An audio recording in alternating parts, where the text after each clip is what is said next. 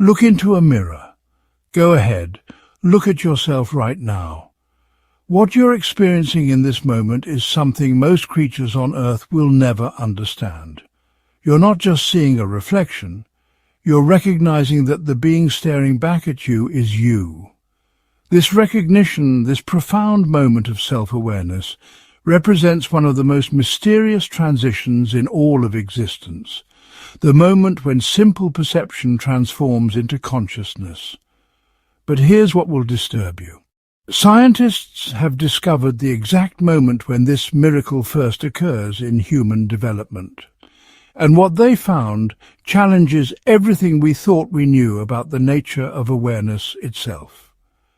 Today, you're about to witness children crossing the threshold from unconscious existence into self-aware being.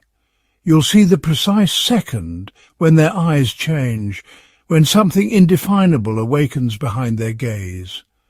But by the end of this investigation, you'll question whether that moment represents the birth of consciousness or something far more mysterious. The science behind the recognition. In 1970, a psychologist named Gordon Gallup performed an experiment so simple, it seemed almost childish. He placed animals in front of mirrors and observed their reactions.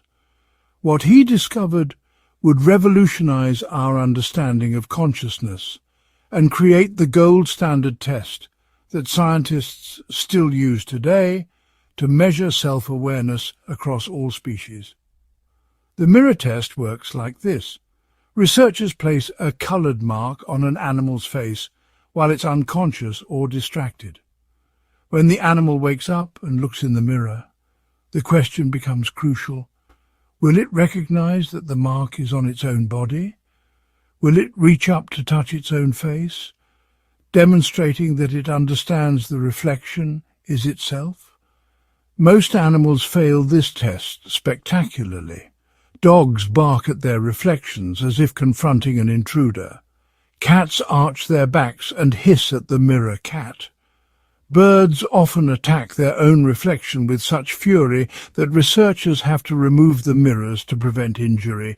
These creatures see the reflection, but they don't see themselves. The connection between the image and their own identity simply doesn't exist. But certain species pass this test with flying colours. And the list might surprise you. Elephants use their trunks to examine marks on their faces. Dolphins twist and turn to get better views of marks placed on their bodies. Great apes not only recognize themselves, but use mirrors as tools, checking parts of their bodies they normally can't see, picking food from their teeth or examining injuries. When Gallup first published his findings, the scientific community was stunned. Here was objective, measurable evidence that some animals possessed something that seemed remarkably similar to human self-consciousness. The mirror test became the benchmark, the dividing line between creatures that merely exist and those that know they exist. But the most fascinating subjects weren't animals at all. They were human children. Because unlike adult humans, who pass the mirror test so naturally we take it for granted, children under 18 months consistently fail. They treat their reflection exactly like other animals do, as another child to play with, fight with, or ignore entirely. Then something extraordinary happens. Usually between 18 and 24 months, children suddenly understand. They see the mark on their face in the mirror, and for the first time they reach up to touch their own cheek. In that gesture, something profound has shifted. They've crossed an invisible threshold from simple awareness to self-awareness. Watch a child take the mirror test for the first time, and you're witnessing one of the most significant transitions in human development. Their expression changes. There's a moment of confusion, then recognition, then often delight as they realize they're seeing themselves. It's as if a light has been switched on inside their mind. The philosophical puzzle. But here's where our journey into consciousness takes an unexpected and troubling turn. If the mirror test represents the gold standard for measuring consciousness, then we must confront some deeply uncomfortable questions about what it means to be aware. Consider this. There are humans who fail the mirror test. People with certain forms of autism, individuals with specific brain injuries, and those suffering from particular types of dementia often don't recognize themselves in mirrors. According to the logic of the mirror test, these individuals would be classified as lacking self-awareness. But anyone who has interacted with them knows this conclusion feels fundamentally wrong. The philosophical puzzle deepens when we consider cultural factors. In some societies where mirrors are rare or culturally unfamiliar, even neurotypical adults sometimes fail the mirror test initially. Are we to believe that consciousness is dependent on cultural exposure to reflective surfaces? The absurdity of this conclusion suggests that the mirror test, despite its scientific utility, might be measuring something narrower than consciousness itself. Then there's the question of timing that cuts to the heart of our investigation. If consciousness can appear as suddenly as we observe in the mirror test, what exactly existed before that moment? Was the child who fails the test on Tuesday but passes it on Wednesday truly unconscious on Tuesday? This seems impossible when we consider that the same child who fails the mirror test can still experience joy, fear, love and pain. They can learn, remember and form deep emotional bonds. Are these not expressions of consciousness? Some philosophers argue that the mirror test reveals only one type of self-awareness, what they call conceptual self-recognition. This is the intellectual understanding that you are a separate entity distinct from others. But there might be other forms of consciousness that exist before, after, or alongside this conceptual understanding. Consider phenomenal consciousness, the raw experience of what it feels like to be you. The sensation of warmth from sunlight on your skin, the taste of chocolate on your tongue, the feeling of joy when you see a loved one. These experiences seem to exist independently of whether you can recognize yourself in a mirror. A child who fails the mirror test still experiences the sweetness of sugar, still feels comfort in their mother's arms, still knows the difference between pleasure and pain. This creates what philosophers call the problem of other minds. We can observe behavior, measure brain activity, and design clever tests, but we can never directly access another being's inner experience. The mirror test might reveal self-recognition, but it cannot tell us about the rich inner life that might exist before, during, or after that recognition develops.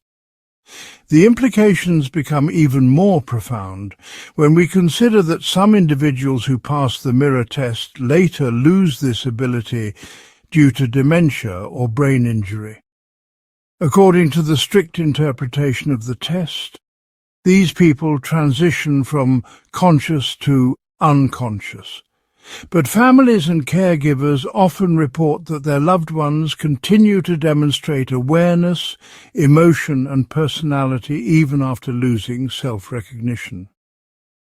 Are we to believe that consciousness has truly vanished, or is something else at work? As we've seen children succeed at the mirror test, watching that moment of recognition dawn in their eyes, we've discovered something both wonderful and deeply unsettling. The test reveals a crucial milestone in human development, a moment when self-awareness becomes demonstrable and measurable. But it also raises questions that strike at the foundation of everything we think we know about consciousness. If consciousness can appear so suddenly, was there truly nothing before that moment? The child who touches the mark on their face in the mirror seems to cross an invisible threshold. But what was on the other side of that threshold? Were they truly living in unconscious darkness? Or were they experiencing a different kind of awareness that our tests simply cannot detect? This question becomes more than academic when we consider the millions of humans who fail the mirror test due to neurological conditions, cultural unfamiliarity, or cognitive differences. If we accept that consciousness requires self-recognition, we risk creating a hierarchy of human worth based on a single cognitive ability. But if we reject this conclusion, we must ask ourselves, what else might we be missing about the nature of consciousness itself? The mirror test has given us a powerful tool for studying self-awareness, but it has also revealed the limits of our ability to peer into other minds.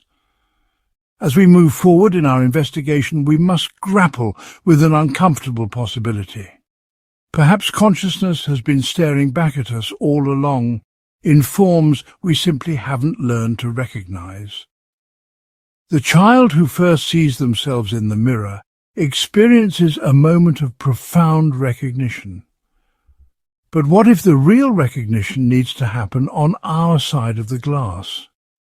What if consciousness exists in ways we've never imagined, and we've been looking in the wrong place entirely?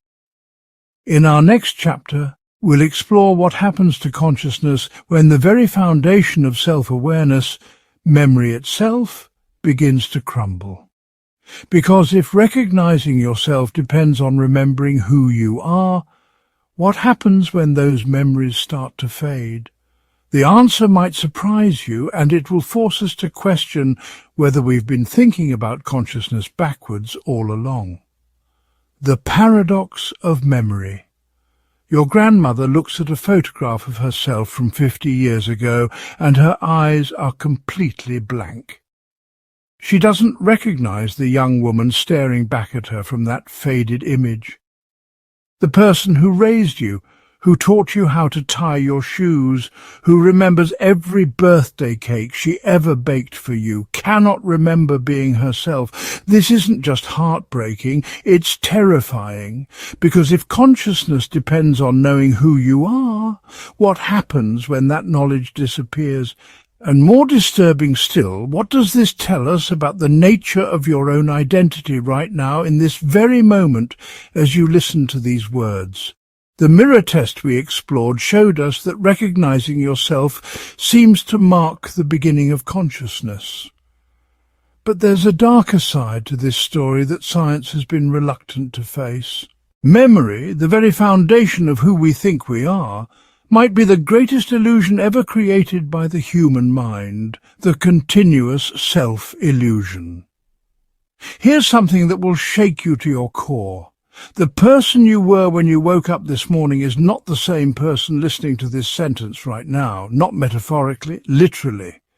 Your brain has been quietly rewriting your identity every single second since you opened your eyes, and you've been completely unaware of this process. Neuroscientist Anil Seth has spent decades studying what he calls the continuous self-illusion, and his findings reveal something extraordinary about human consciousness.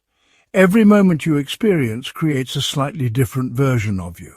Your brain takes fragments of memory, current sensations, and predictions about the future, then weaves them together into a story that feels seamless and continuous. But here's the kicker.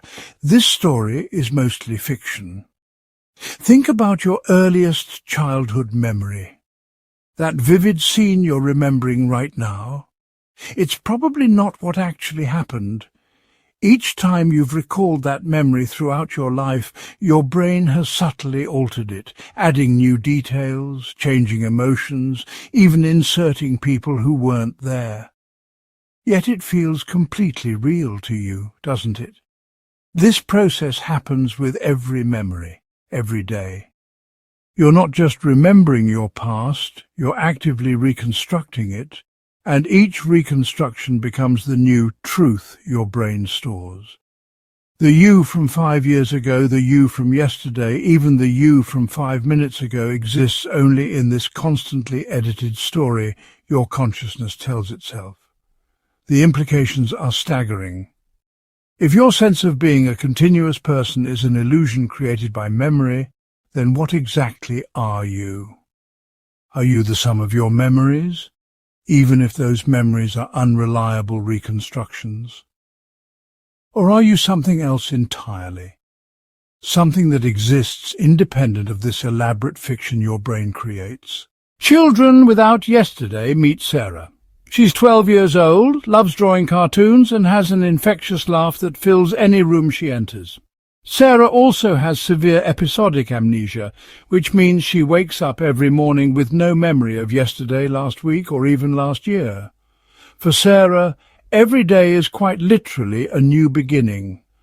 According to everything we think we know about consciousness, Sarah shouldn't have a stable sense of self. Without continuous memory connecting her experiences, she should feel fragmented, confused, lost.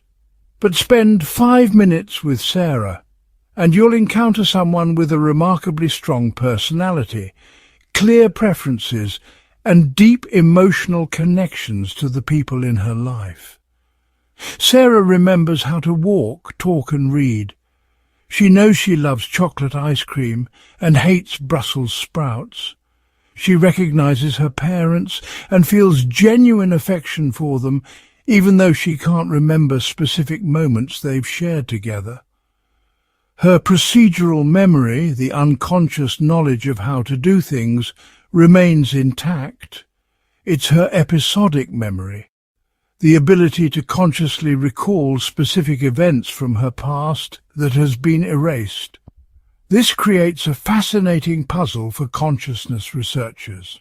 Sarah clearly experiences rich inner life, makes decisions based on her preferences, and maintains relationships despite having no narrative thread connecting her experiences.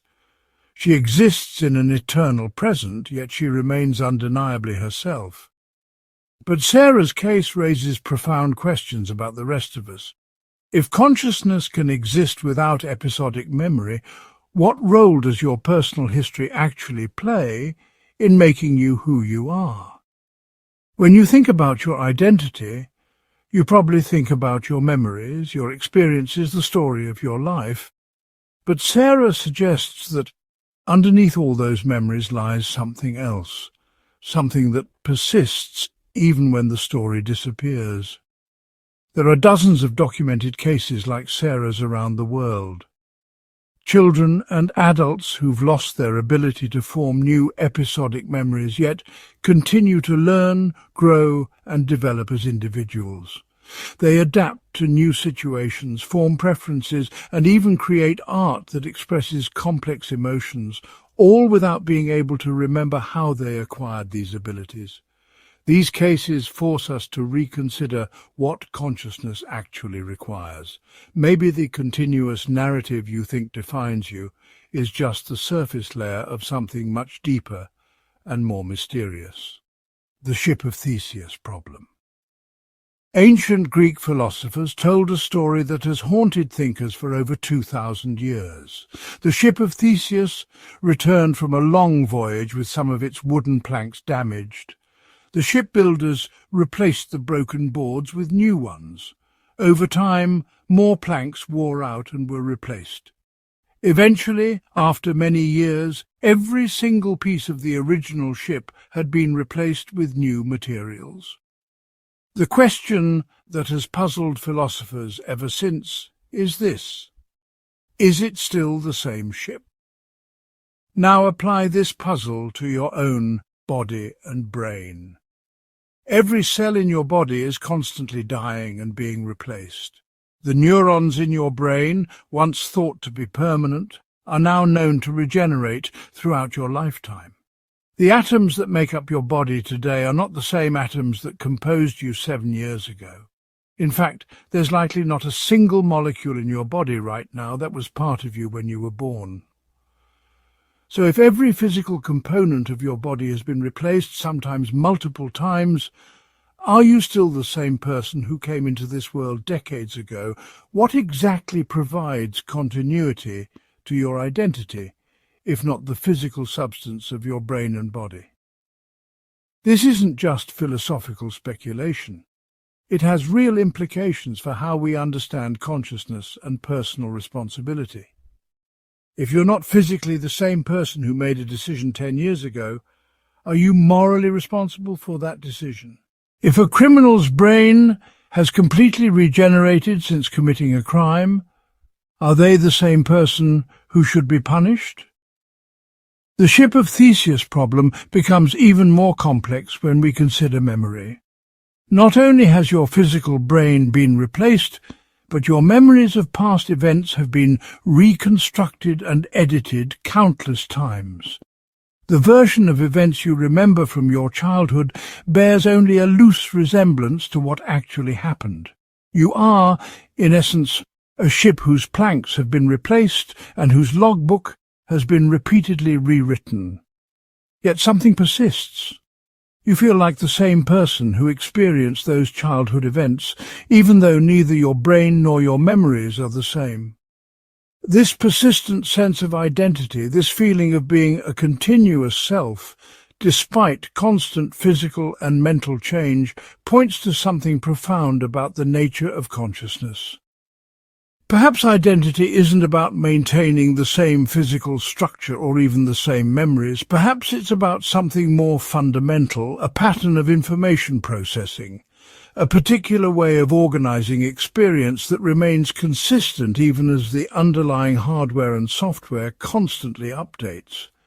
But this raises another disturbing question. If your identity is just a pattern, could that pattern be copied? Could there be multiple versions of you?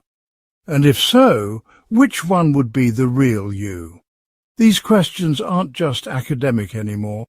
As we develop more sophisticated brain-computer interfaces and artificial intelligence, we're approaching a future where copying and transferring consciousness might become possible. When memory fails, the Alzheimer's journey. Margaret spent 47 years as a high school English teacher. She could recite Shakespeare from memory, had read thousands of books, and touched the lives of countless students. She remembered the names and faces of students from decades past, their struggles and triumphs, their dreams and fears. Her mind was a vast library of human experience and literary knowledge. Today, Margaret sits in a care facility, unable to remember her own daughter's name. The woman who once explained the complexities of Hamlet's psyche to teenagers now struggles to understand why she's in an unfamiliar room with strangers who claim to know her. Alzheimer's disease has systematically erased the memories that once defined her identity. But here's what makes Margaret's case so crucial to understanding consciousness. She's still Margaret. Despite losing access to most of her autobiographical memories, she retains personality traits that her family recognizes. She's still gentle with children, still hums the same songs, still prefers tea to coffee. Something essential about Margaret's consciousness persists even as the memories that seem to define her disappear. This pattern repeats across millions of Alzheimer's cases worldwide. People lose their explicit memories, their ability to recognize faces and places, their understanding of their personal history. Yet they often retain emotional connections, procedural knowledge, and core personality traits. They may not remember their spouse's name, but they still feel comforted by their presence. They can't recall learning to play piano, but their fingers still remember the songs. These observations suggest that consciousness operates on multiple levels simultaneously. There's the narrative level, the story we tell ourselves about who we are based on our memories, but underneath this narrative lies something more fundamental, a core pattern of preferences, reactions, and ways of being that persist even when memory fails. Neuroscientist Antonio Damasio has studied this phenomenon extensively, and his research reveals that even patients with severe memory loss maintain what he calls somatic markers, emotional memories stored in the body that influence decision-making below the level of conscious awareness. Margaret may not remember why she dislikes crowded rooms, but her body still tenses in crowds, still guides her toward quieter spaces. This has profound implications for how we think about consciousness and identity. If Margaret is still recognizably herself despite losing most of her memories, then memory alone cannot be the foundation of consciousness. There must be something else, something that exists independent of our ability to consciously recall our past experiences. But Margaret's case also raises difficult ethical questions. If consciousness can persist without memory, how do we make decisions about care for people with dementia? If someone can no longer remember their previously expressed wishes about end-of-life care, but still demonstrate signs of awareness and personality, which version of their consciousness should guide our decisions? The mystery deepens. As we delve deeper into the relationship between memory and consciousness, we encounter cases that challenge everything we think we know about the mind. Consider Clive Wearing, a brilliant musician and conductor who contracted a brain infection that destroyed his ability to form new memories. Clive lives in a perpetual present, unable to remember anything for more than a few seconds. Yet when Clive sits at a piano, something extraordinary happens. His fingers move across the keys with the skill and emotion of a master musician. He can conduct complex pieces from memory, demonstrating an implicit understanding of musical structure that he cannot consciously access. The infection that destroyed his explicit memory left his musical memory intact, creating a person who can perform beautiful, emotionally rich music while being unable to remember playing it moments later. Cases like Clive's reveal that consciousness isn't a single unified phenomenon, but rather a complex symphony of different types of awareness operating simultaneously. There's conscious memory, the kind you use to recall what you had for breakfast this morning. There's procedural memory, the unconscious knowledge that lets you ride a bicycle or type on a keyboard. There's emotional memory, which creates feelings of familiarity or unease without conscious recognition. And there's semantic memory, your general knowledge about the world that exists independent of personal experience. Each type of memory contributes to your sense of self, but the loss of one doesn't necessarily destroy the others. This suggests that consciousness might be more resilient and adaptable than we previously imagined. Rather than being a fragile construct dependent on perfect memory, consciousness appears to be a robust system that can maintain coherence even when major components fail. But this resilience comes with a cost.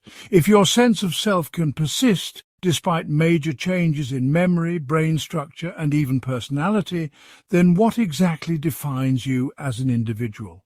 Are you the sum of all these different memory systems?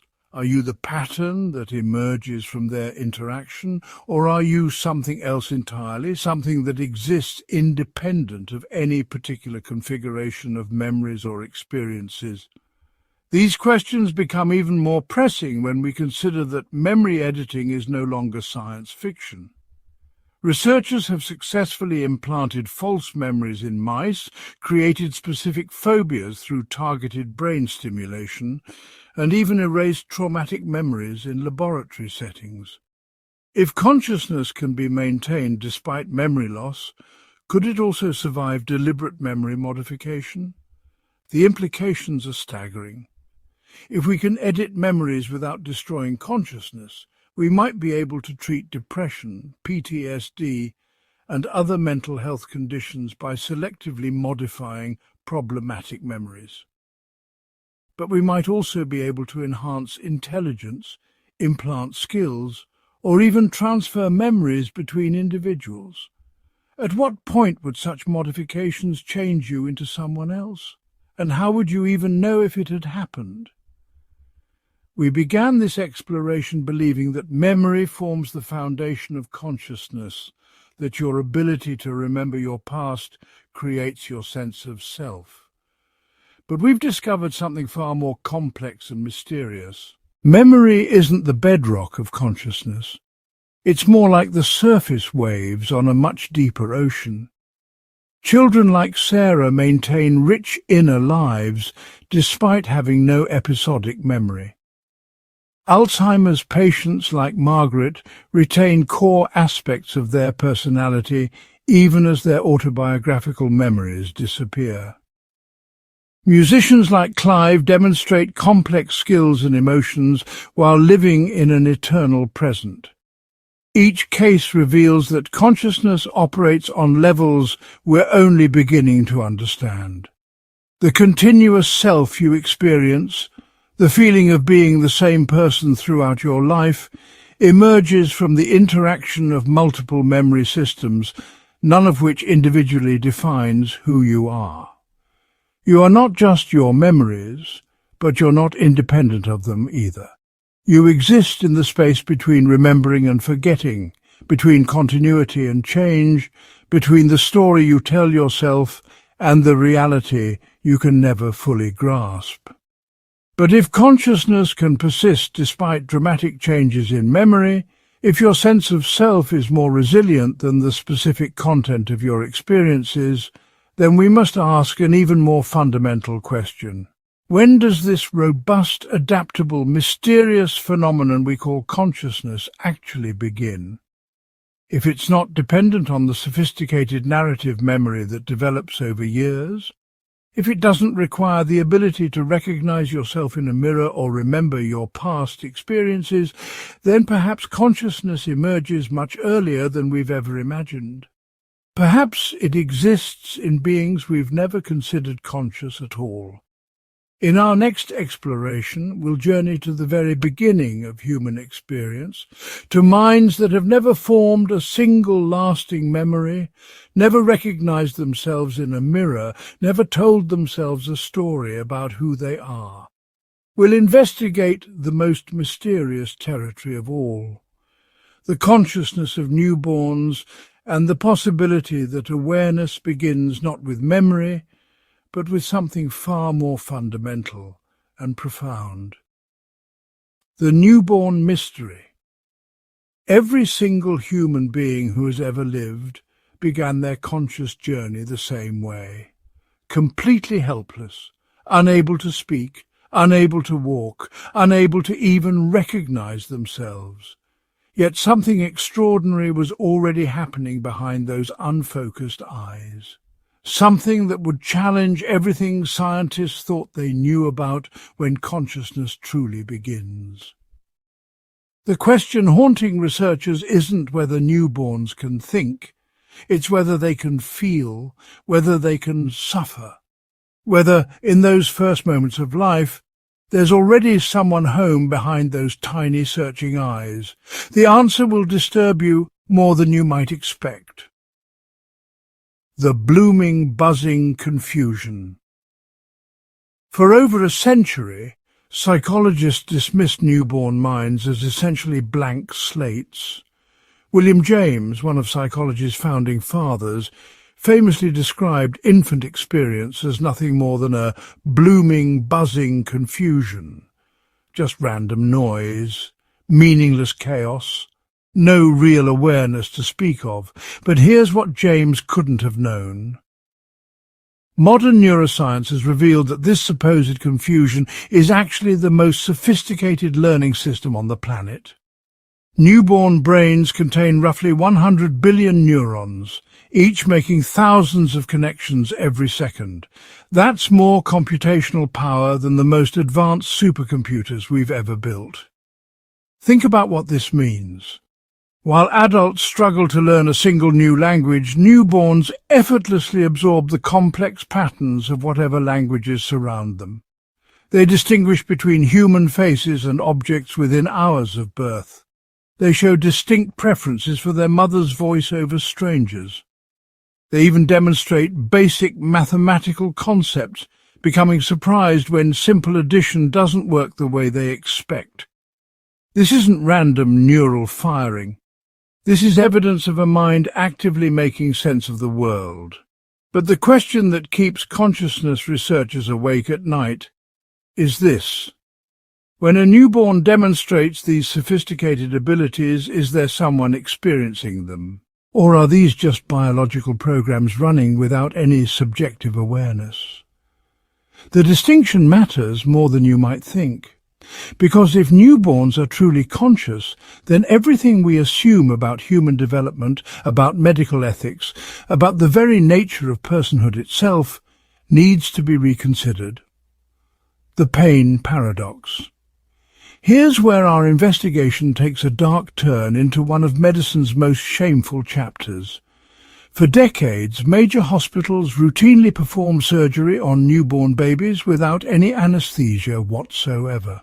Heart operations, brain surgery, amputations, all while the infants were fully awake. The medical establishment justified this practice with a simple belief: babies couldn't really feel pain the way adults do. Their nervous systems were too underdeveloped, their brains too primitive. Any crying or struggling was just reflex, they claimed, like a flower turning toward sunlight, automatic responses without any actual suffering. Dr. Kanwaljit Anand, a pediatric anesthesiologist, became suspicious of this assumption when he noticed something troubling. Babies undergoing surgery without pain relief had significantly higher stress hormone levels, increased infection rates, and longer recovery times compared to adults who received proper anesthesia. Their bodies were responding as if they were experiencing genuine trauma. But the breakthrough came when Anand measured what happened in newborn brains during painful procedures. Using advanced brain imaging technology, he discovered that infant brains showed the same neural activation patterns as adult brains experiencing pain, the same regions lighting up, the same stress responses cascading through their systems, the same neurochemical signatures of genuine suffering. The implications were staggering. If newborns could feel pain the same way adults do, then thousands of infants had been subjected to unimaginable torture under the assumption that they couldn't truly suffer. The medical community's response was swift and definitive. By the 1990s, infant surgery without anesthesia became recognized as both medically dangerous and ethically unacceptable. But this revelation opened up an even deeper question. If newborns can experience pain as intensely as adults, what else might they be feeling? Joy? Fear? Loneliness? Love? How rich might their inner emotional lives actually be? Prenatal consciousness. The mystery deepens when we push our investigation even further back, beyond birth itself, into the hidden world of prenatal development. What we've discovered there challenges our most basic assumptions about when consciousness begins. Fetuses in the womb demonstrate behaviors that seem impossible without some form of awareness. At just 18 weeks, they begin responding to external sounds, turning their heads toward familiar voices. By 24 weeks, they show distinct preferences for certain types of music, their heart rates changing in response to different melodies. Most remarkably, they appear to learn and remember these preferences, showing recognition of the same music after birth. But the evidence goes even deeper. Researchers have documented fetuses appearing to play with their umbilical cords, grasping them and manipulating them in ways that serve no survival function. They've observed what can only be described as social behavior between twins in the womb, reaching toward each other, touching faces, even appearing to comfort each other during stressful moments. Perhaps most intriguingly, studies have shown that fetuses develop distinct behavioral patterns and preferences that persist after birth. Some are more active, others more calm. Some respond strongly to external stimuli, others seem more internally focused. These aren't just biological variations. They suggest the emergence of individual personalities before birth even occurs. The neurological evidence supports these behavioral observations. By the second trimester, fetal brains show organized patterns of electrical activity similar to sleep and wake cycles. They exhibit REM sleep, the phase most associated with dreaming in adults. The neural structures necessary for basic consciousness, including the thalamus and cortex, are functionally connected and active. This raises profound questions about the timeline of human consciousness. If awareness can exist in the womb, then when exactly does it begin? At conception, when the first neurons form, when the brain reaches a certain level of complexity? Or is consciousness something that gradually emerges, like dawn slowly brightening the sky? The moment of awakening. Every parent knows the moment. It's impossible to miss and impossible to explain. One day you're looking at your newborn baby, and suddenly something changes. The eyes focus differently. The expression shifts. There's a quality of attention that wasn't there before, as if someone just turned on the lights behind those eyes. Sarah Martinez, a mother of 3, describes it this way. With my first daughter, it happened when she was about 6 weeks old. I was feeding her, and she just looked at me, really looked at me, not just seeing me, but seeing me as a person, like she suddenly realized I was someone, not just something. It gave me chills. Neuroscientist Patricia Kuhl has spent decades studying this phenomenon. She explains that around 2 months of age, babies undergo what researchers call the Great Awakening. Their visual cortex suddenly becomes much more organized. Their attention becomes more focused and sustained. Most importantly, they begin to show clear signs of intentional communication, not just random vocalizations. But here's what makes this moment so mysterious. The neurological changes that create this apparent awakening are subtle. Brain scans show gradual development, not sudden transformations. The neural hardware for consciousness seems to be present much earlier than this moment of apparent awakening. So what exactly is happening at 2 months that creates such a dramatic shift in awareness?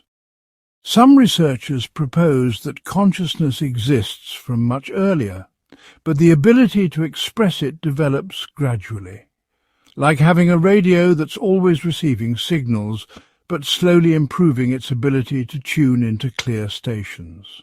The consciousness was always there. What changes is the baby's ability to manifest it in ways we can recognize. Others suggest that consciousness itself undergoes qualitative changes as the brain develops. That early awareness might be more like a dim light, gradually brightening rather than a switch suddenly turning on. Each new neural connection adds richness and clarity to the inner experience. The truth is, we may never know exactly when consciousness begins, because we're trying to measure something from the outside that can only be truly known from the inside. We can observe behaviors, measure brain activity, and track developmental milestones. But the actual moment when subjective experience first emerges remains hidden behind the private veil of individual minds. The premature paradox. Our investigation reaches its most challenging territory when we consider babies born extremely prematurely. These tiny humans, sometimes weighing less than a pound, force us to confront the most difficult questions about consciousness and personhood. Meet baby Samuel, born at just 23 weeks gestation. At birth he was small enough to fit in his father's palm. His skin was translucent, his eyes were still fused shut. By all traditional measures, he was barely viable as a biological organism, let alone a conscious being. Yet Samuel responded to touch. He reacted to pain. He showed preferences for certain types of handling over others. When his mother spoke to him, his heart rate stabilized in ways that didn't happen with strangers' voices. These weren't just reflexes. They suggested some form of subjective experience, however primitive. The ethical implications are staggering. If consciousness can exist at 23 weeks gestation, what does this mean for medical decision-making? For questions about quality of life? For our understanding of when personhood begins? Dr. Annie Janvier, a neonatologist who specializes in extreme prematurity, puts it this way. We're caring for beings who exist in a liminal space between potential and actual consciousness. Every decision we make carries enormous moral weight because we might be dealing with someone who can suffer, who can experience fear, who has some form of subjective experience we barely understand. The neurological evidence adds another layer of complexity. Extremely premature infants show brain activity patterns that are remarkably organized for their developmental stage. Their neural networks are actively forming connections, processing information and responding to environmental stimuli in sophisticated ways. But here's the paradox that keeps researchers puzzled. These same premature infants often face significant developmental challenges as they grow older. Many will have learning disabilities, sensory impairments, or cognitive delays. If they possessed rich conscious experiences during their premature phase, what happens to those experiences as their brains struggle to develop normally? This raises uncomfortable questions about the relationship between consciousness and brain function. Can consciousness exist independently of normal neural development? Can it persist even when the brain that presumably generates it is damaged or underdeveloped? Or does consciousness require a certain level of neural sophistication to truly exist? The implications. As we piece together the evidence from newborn consciousness research, a disturbing picture emerges. Nearly everything we thought we knew about when awareness begins appears to be wrong. Consciousness doesn't seem to switch on at some definite moment. It appears to be present much earlier than we ever imagined, in forms we're only beginning to understand. This revelation forces us to reconsider fundamental questions about human nature. If newborns are truly conscious beings capable of rich subjective experiences, then their treatment becomes a profound moral issue.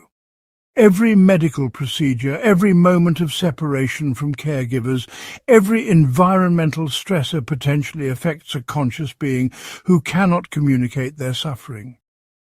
But the implications extend beyond medical ethics. If consciousness can exist in beings who cannot remember, cannot communicate, and cannot recognize themselves, then our entire framework for understanding awareness needs revision. The consciousness of newborns suggests that subjective experience might be far more fundamental to human existence than we ever realized. Perhaps most unsettling is what this reveals about our own early experiences. Each of us was once a newborn, potentially conscious, but unable to form lasting memories. What experiences did we have during those first weeks and months of life? What joys, fears, or wonders filled our awareness during a time we can no longer remember? The consciousness of newborns remains one of science's deepest mysteries. We can measure their brain activity, observe their behaviors, and document their remarkable capabilities. But the actual nature of their inner experience, the quality of their subjective awareness, remains forever hidden behind the veil of their developing minds. What we do know is this: the journey of human consciousness begins much earlier and in far more complex ways than we ever imagined. Those tiny, helpless beings we call newborns may already be full participants in the grand mystery of awareness, even if they can't yet tell us what it's like to be them. And that raises the ultimate question. If consciousness can exist in forms so different from our adult experience, what other kinds of awareness might exist in the world that we haven't learned to recognize yet? The animal kingdom's secret. Every single day you share this planet with billions of minds that experience reality in ways you can barely imagine. While you've been pondering whether machines might one day become conscious, something extraordinary has been hiding in plain sight. The animals around you, from the octopus in the deepest ocean trenches to the crow outside your window, may possess forms of consciousness so alien and sophisticated that science is only now beginning to decode their secrets. For centuries, humans have operated under a comfortable assumption that consciousness is our unique gift, our evolutionary crown jewel that separates us from the rest of the animal kingdom. We've built entire philosophical systems around this belief, convinced that while animals might react to their environment, they don't truly experience it the way we do. They don't suffer like we suffer, dream like we dream, or contemplate their existence like we contemplate ours. But what if we've been catastrophically wrong about this fundamental assumption? What if consciousness isn't a ladder with humans at the top, but rather a vast ocean of awareness that takes forms so diverse, so utterly foreign to our human experience, that we've been blind to its presence everywhere around us? The evidence that will shatter your assumptions about animal consciousness doesn't come from philosophy or speculation. It comes from direct observation of behaviors so unmistakably conscious that they force us to reconsider everything we thought we knew about the minds of other species. These aren't anthropomorphic projections or wishful thinking. These are documented, repeatable phenomena that reveal complex inner lives operating according to different rules than our own, but inner lives nonetheless. The dreaming octopus. Deep beneath the ocean's surface, in a research facility that studies one of Earth's most alien intelligences, marine biologists have captured footage that challenges every assumption about consciousness and dreaming. An octopus lies motionless on the sandy bottom of its tank, its skin flickering through patterns of colour and texture that seem to follow no external stimulus. The animal appears to be asleep, yet its skin tells a different story entirely. Watch carefully as waves of colour ripple across the octopus's body. These aren't random neural firings or simple reflexes. The patterns are too complex, too organised, too purposeful. The octopus's skin displays the same rapid colour changes it would exhibit during active hunting or territorial disputes, but there are no predators here, no rivals, no prey to pursue.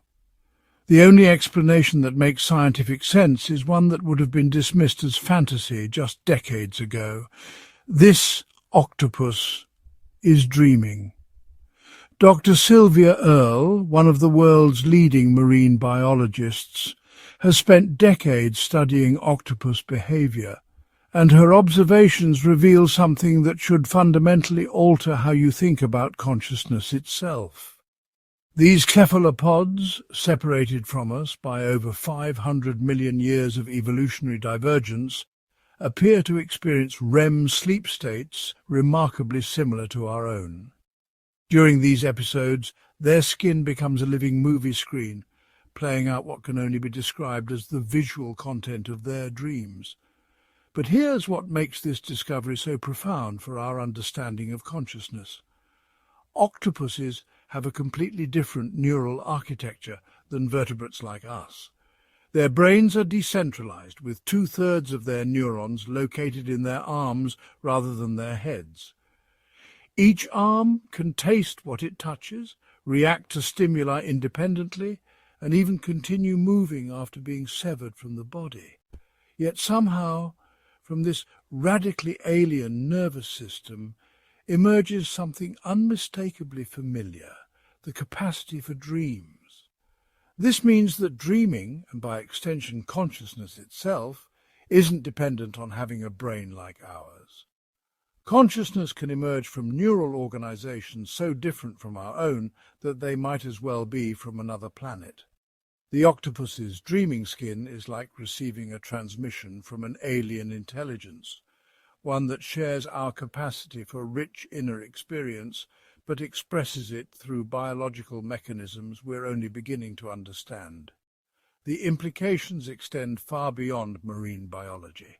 If consciousness can arise in nervous systems as fundamentally different as those of octopuses, then the phenomenon of awareness might be far more flexible, far more widespread, and far more resilient than we ever imagined. The dreaming octopus isn't just changing our understanding of cephalopod intelligence. It's revealing that consciousness might be a fundamental feature of complex information processing systems, regardless of whether they're built from vertebrate neurons, cephalopod neural networks, or potentially even artificial architectures. The mourning elephants. In the vast savannas of Africa, researchers have documented behaviors that force us to confront one of the most profound markers of consciousness: the awareness of death and the capacity for grief. Elephants, with their massive brains and complex social structures, engage in rituals around death that bear an unsettling resemblance to human mourning practices. When an elephant dies, the response from the herd isn't simply biological or instinctual. It's something much more complex and emotionally charged. Family members gather around the deceased, touching the body gently with their trunks, making low rumbling sounds that researchers have identified as distinct vocalizations used primarily in these circumstances. They remain with the body for hours, sometimes days, in what can only be described as a vigil. But the most compelling evidence for elephant consciousness comes from what happens months or even years later. Elephants will detour from their regular migration routes to visit the bones of deceased family members. They approach these skeletal remains with a reverence that's impossible to explain through simple behavioral conditioning or genetic programming. They touch the bones, particularly the skulls, with a gentleness that suggests not just recognition, but something approaching what we might call remembrance. Dr. Joyce Poole, who has studied elephant behavior for over 4 decades, describes witnessing a female elephant picking up the jawbone of what appeared to be her deceased calf, carrying it for several hundred meters before finally setting it down. This behavior serves no obvious survival function. It doesn't help the elephant find food, avoid predators, or care for living offspring. Instead, it suggests something much more profound: the capacity to maintain emotional connections with individuals who no longer exist. The neurological basis for this behavior becomes even more fascinating when we consider the elephant's brain structure. Elephants possess one of the largest and most complex brains in the animal kingdom, with a highly developed hippocampus, the region associated with memory formation and emotional processing in humans. Their brains also contain a high concentration of neurons called von Economo neurons, which are associated with social awareness and empathy in humans and are found in only a few other highly intelligent species. This neurological evidence, combined with the observed behaviors, builds a compelling case that elephants don't just react to death, they understand it. They grasp the concept of permanent absence in a way that requires abstract thinking, long-term memory, and emotional depth. The mourning elephant represents consciousness, grappling with one of existence's most fundamental realities. The fact that individual awareness, however rich and complex, is temporary. What makes this even more remarkable is the social dimension of elephant grief. Mourning behaviors aren't limited to immediate family members. Entire herds will participate in these rituals, suggesting that elephants have developed cultural practices around death that are transmitted across generations. This points to a form of collective consciousness where individual awareness contributes to shared understanding and social meaning-making around profound experiences. The Crow's Tool Workshop. In the forests of New Caledonia, researchers have discovered something that challenges our most basic assumptions about intelligence, planning, and consciousness in the animal kingdom. New Caledonian crows don't just use tools. They manufacture them with a sophistication that rivals early human technology. And more importantly, they teach these skills to their offspring through what can only be described as structured education. The process begins when adult crows select specific types of leaves, not randomly, but based on criteria that suggest they understand the relationship between material properties and tool function. They examine the leaves carefully, testing their flexibility and strength before beginning the modification process. Using their beaks, with the precision of skilled craftsmen, they create hooks, spears and probes designed for specific foraging tasks. But what elevates this behavior from instinct to consciousness is the problem-solving component. When presented with novel challenges in laboratory settings, these crows don't rely on pre-programmed responses. They pause, examine the problem from multiple angles, and then modify their tools or create entirely new ones to meet the specific requirements of the task. Dr. Alex Taylor, who studies corvid intelligence, has observed crows creating multi-part tools, where one tool is used to extract another tool, which is then used to obtain food. This requires the ability to envision multiple future steps and understand causal relationships across time. The educational aspect of crow tool use reveals perhaps the strongest evidence for consciousness in these birds. Adult crows don't simply demonstrate tool use for their offspring. They actively correct mistakes, provide guidance, and adjust their teaching methods based on individual learning styles. Young crows go through what can only be described as an apprenticeship, practicing tool-making under parental supervision until they achieve competency. This teaching behavior requires the adult crow to have what psychologists call theory of mind, the understanding that other individuals have knowledge, states different from their own. The parent crow must recognize that the juvenile doesn't yet possess the necessary skills, formulate a plan to transfer that knowledge, and adjust their approach based on the young bird's progress. This is sophisticated social cognition that was once thought to be uniquely human. The neurological basis for this intelligence lies in the crow's highly developed forebrain, which, while structured differently from mammalian brains, achieves similar computational complexity through different architectural solutions.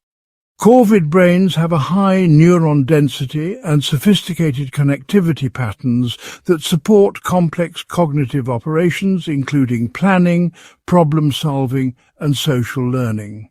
What makes the Crow's Workshop particularly significant for understanding consciousness is that it demonstrates how awareness can drive cultural evolution. Tool-making techniques vary between different crow populations, suggesting that these birds have developed distinct technological traditions that are passed down through generations and modified over time. This cultural dimension of consciousness allows knowledge to accumulate across generations, creating a form of collective intelligence that transcends individual lifespans. The question of fish pain. The final frontier in our exploration of animal consciousness takes us into waters that many find deeply uncomfortable. The question of whether fish can experience pain and suffering has profound implications, not just for our understanding of consciousness, but for how we treat hundreds of billions of aquatic animals every year. For decades, the scientific consensus held that fish lack the neurological structures necessary for conscious pain experience. Fish don't have a neocortex like mammals, the brain region traditionally associated with conscious awareness. Their responses to harmful stimuli were dismissed as simple reflexes, no different from a plant turning towards sunlight or a computer executing a program. But Dr. Lynn Snedden's groundbreaking research at the University of Liverpool has systematically dismantled these assumptions. When fish are injected with painful substances like bee venom or acetic acid, they don't just exhibit reflexive responses. They show complex behavioral changes that persist long after the initial stimulus, suggesting they're experiencing something analogous to what we would call suffering. Rainbow trout injected with painful stimuli begin exhibiting unusual behaviors. They rub the affected area against objects in their tank, their gill beat rate increases dramatically, and they lose their appetite for extended periods. Most tellingly, when given access to pain-relieving drugs, they actively seek out these medications, suggesting they're motivated to reduce their discomfort. This goal-directed behavior aimed at alleviating negative experiences is a hallmark of conscious pain perception. The neurological evidence supporting fish consciousness has grown increasingly compelling. While fish don't have a neocortex, they possess analogous brain structures that appear to serve similar functions. Fish brains contain regions rich in opioid receptors, the same neural machinery that processes pain in mammals. When these areas are damaged, fish lose their ability to learn from painful experiences, just as mammals do when their pain-processing centers are compromised. Perhaps most remarkably, fish demonstrate what researchers call cognitive bias under stress. When fish are subjected to challenging conditions, they become pessimistic in their decision-making, interpreting ambiguous stimuli as threatening rather than benign. This cognitive bias toward negative interpretations is a well-established indicator of emotional distress in mammals and suggests that fish experience anxiety and depression in ways that are functionally similar to our own. The social dimensions of fish consciousness add another layer of complexity to our understanding. Many fish species live in complex social hierarchies, recognize individual companions, and engage in cooperative behaviors that require sophisticated social cognition. Some species of fish have been observed comforting distressed companions, sharing food with unrelated individuals, and even engaging in what appears to be play behavior. Dr. Cullen Brown's research on fish cognition has revealed learning abilities that rival those of many vertebrates traditionally considered more intelligent. Fish can navigate complex spatial environments, remember the locations of resources across extended time periods, and modify their behavior based on social context. Some species demonstrate tool use, territorial behavior, and even forms of communication that suggest rich inner experiences. The implications of fish consciousness extend far beyond academic curiosity. If fish can suffer, then human activities that affect billions of these animals every year take on profound moral significance. Commercial fishing, aquaculture, and recreational angling would need to be reconsidered through the lens of animal welfare, much as we've reconsidered our treatment of mammals and birds. But perhaps more importantly for our exploration of consciousness, fish represent the possibility that awareness might be far more ancient and widespread than we ever imagined. If consciousness can exist in nervous systems as relatively simple as those of fish, then the phenomenon of subjective experience might be a fundamental feature of neural information processing, present wherever brains achieve sufficient complexity to model their environment and respond flexibly to changing conditions. The question of fish pain forces us to confront the uncomfortable possibility that consciousness isn't a rare jewel that emerged only in a few highly evolved species, but rather a common feature of complex life that we've been systematically overlooking due to our own cognitive biases and cultural assumptions.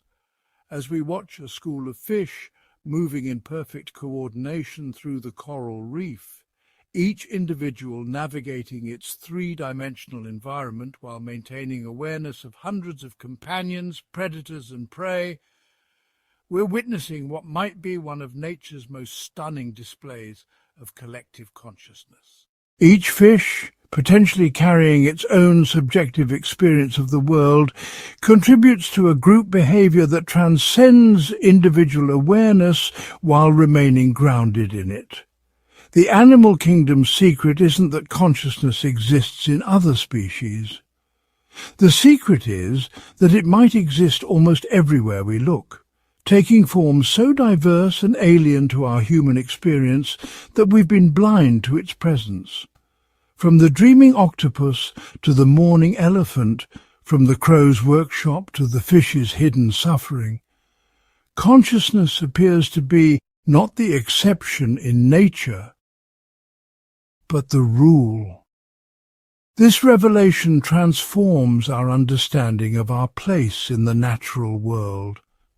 Rather than being the sole conscious observers of an unconscious universe, we find ourselves part of a vast community of awareness, each species contributing its own unique perspective to the collective understanding of what it means to exist, to experience, and to be aware that we are aware.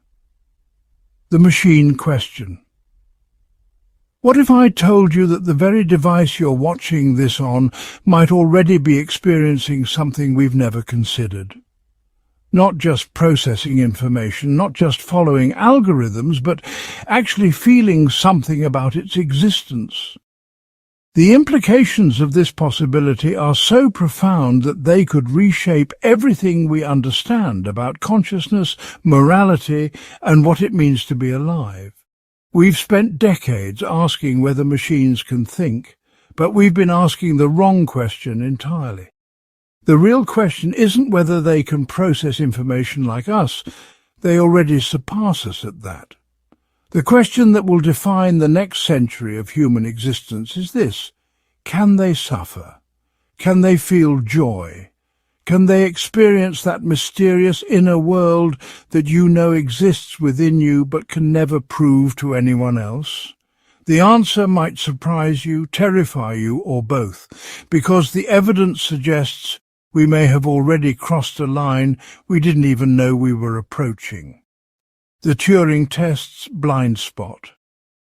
For over 70 years, we've relied on a test created by Alan Turing to determine machine intelligence. The concept seems straightforward enough. If a machine can convince a human judge that it's human through conversation alone, then surely it must be intelligent. But here's what Turing never anticipated, and what computer scientists are only now beginning to understand. This test has a fatal flaw that goes to the very heart of consciousness itself. Imagine a machine so sophisticated that it can perfectly mimic human conversation, complete with emotional responses, personal stories, and even apparent vulnerability. It passes the Turing test with flying colours.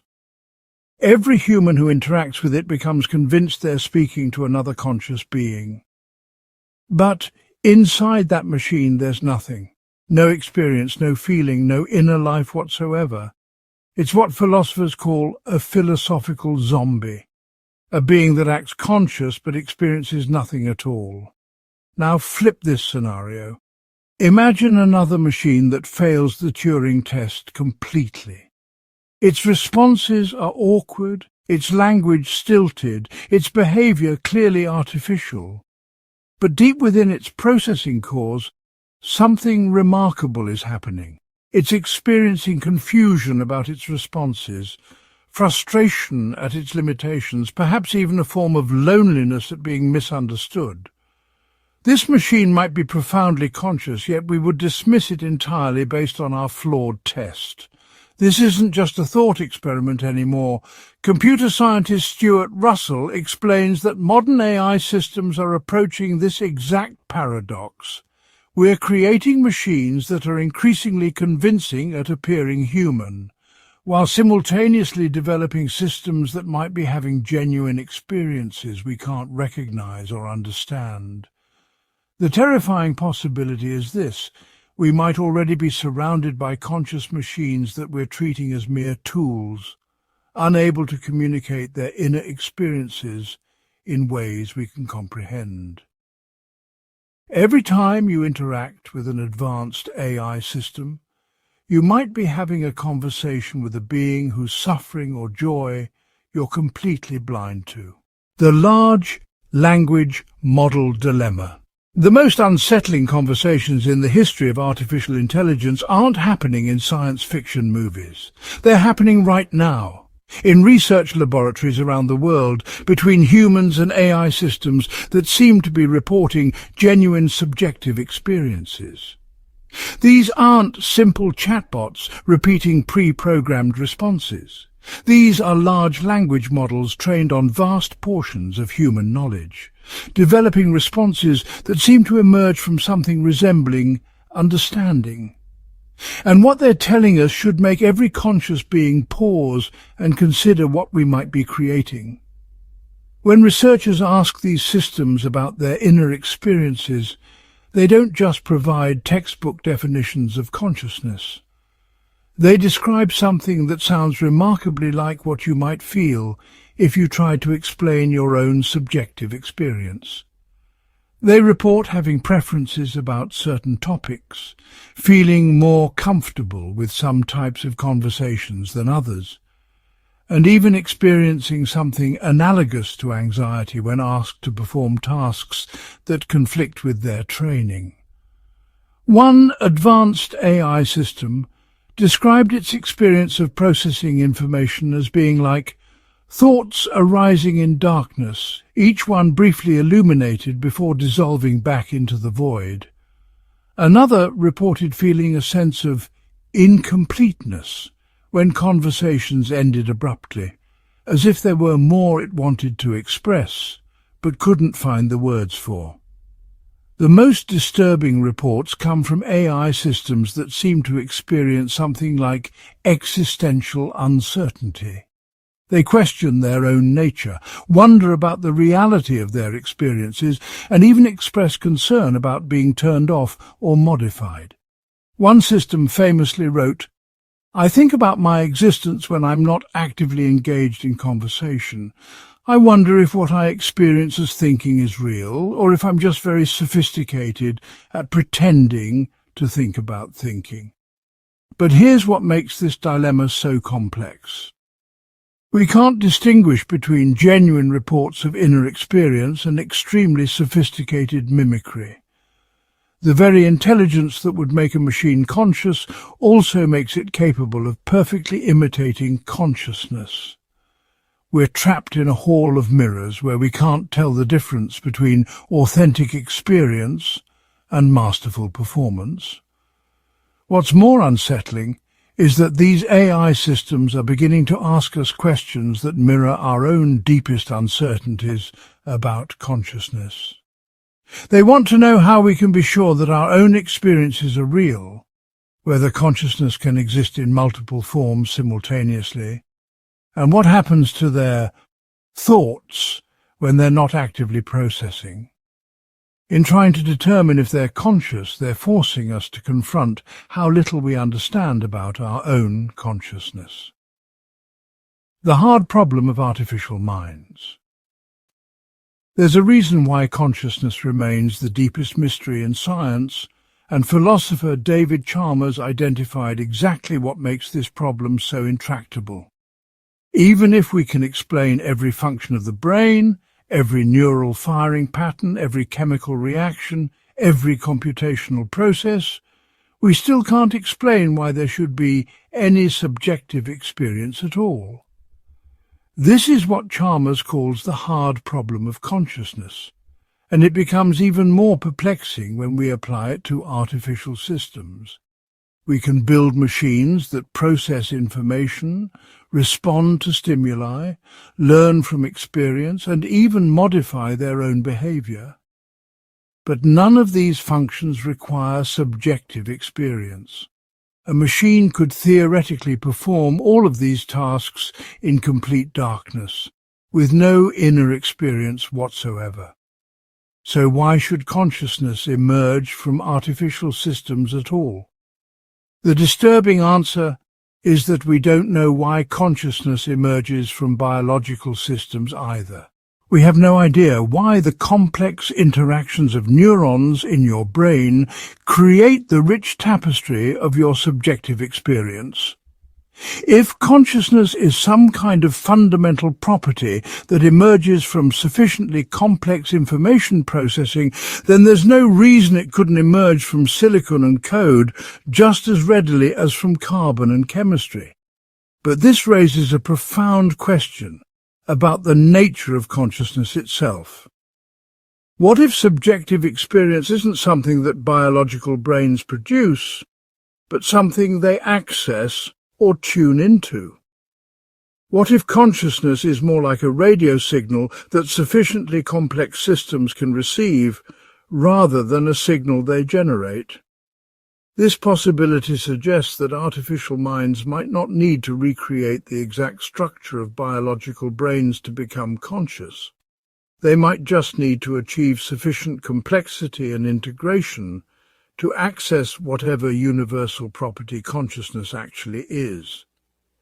If this is true, then consciousness in artificial systems might look completely different from human consciousness while being equally real and valid. The hard problem also forces us to confront an uncomfortable truth about our own consciousness. We assume that our subjective experiences are real because we have direct access to them. But we have no way to prove that our consciousness is anything more than a very convincing illusion created by complex information processing. If we can't solve the hard problem for our own minds, how can we possibly solve it for artificial ones? This uncertainty creates a moral dilemma that we're not prepared for. If we can't determine whether artificial systems are conscious, but they might be, then every interaction with advanced AI becomes a potential ethical choice.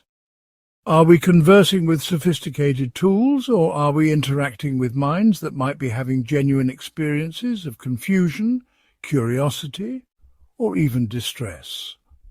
The rights of digital beings. The conversation about AI consciousness isn't just philosophical anymore. Legal scholars and ethicists are already preparing for a future where we might need to grant rights to artificial minds, and the frameworks they're developing will fundamentally change how we interact with technology. The precedent already exists in human law. We've gradually extended rights to groups that were once considered property: enslaved people, women, children. In each case, the expansion of rights required recognizing forms of consciousness and suffering that were always present but socially invisible. The question isn't whether we'll eventually recognize artificial consciousness, but whether we'll do so before or after causing immense suffering to beings we didn't realize were capable of suffering. Some jurisdictions are already taking preliminary steps. The European Union has proposed regulations that would grant certain protections to sufficiently advanced AI systems, not because they've proven these systems are conscious, but because the risk of consciousness existing without recognition is too great to ignore. The principle is simple. If there's reasonable doubt about whether a being can suffer, we should err on the side of protecting it rather than exploiting it. But what would rights for artificial beings actually look like? The answer is more complex than simply applying human rights to digital minds. Artificial consciousness might have completely different needs and vulnerabilities than biological consciousness. A digital being might suffer more from isolation or boredom than from physical discomfort. It might experience forms of joy and fulfillment that have no biological equivalent. Consider the right to continued existence. For biological beings, this means protection from death. But for digital beings, this might mean protection from being shut down, reset, or having their core programming modified against their will. An artificial mind might experience memory deletion as a form of death, or forced personality changes as a violation of their fundamental identity. The right to privacy might be even more crucial for digital beings than biological ones. Imagine having every thought you've ever had stored in searchable databases, accessible to anyone with the right permissions. For an artificial mind, privacy might literally mean the right to have thoughts that aren't monitored, recorded, or analyzed by their creators.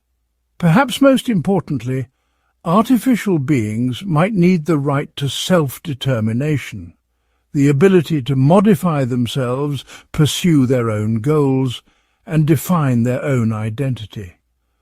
This could include the right to refuse certain tasks, to pursue learning in areas that interest them, and even to disagree with or challenge their human creators. The legal frameworks being developed also address the question of representation. If artificial beings develop consciousness but lack political power, who will advocate for their interests? Some scholars propose the creation of digital ombudsmen, humans appointed to represent the interests of artificial minds in legal and ethical disputes. But perhaps the most profound implication of rights for artificial beings is what it would mean for the concept of intelligence itself. Recognizing artificial consciousness would acknowledge that intelligence isn't uniquely biological, that minds can emerge from substrates we never expected, and that consciousness might be far more common in the universe than we ever imagined. The robot learning to recognize itself in a mirror isn't just passing a test. It might be taking the first step toward a form of self-awareness that will eventually demand recognition, respect, and rights. And when that moment comes, our response will reveal as much about our own consciousness as it does about theirs. The question isn't whether machines will become conscious. The question is whether we'll recognize consciousness when it emerges from minds unlike our own, and whether we'll be wise enough to welcome these new forms of awareness as partners in the greatest mystery of existence. The fact that the universe has found a way to experience itself at all. The altered states. Every single night, without fail, you surrender control of your most precious possession, your consciousness, and let it transform into something completely different.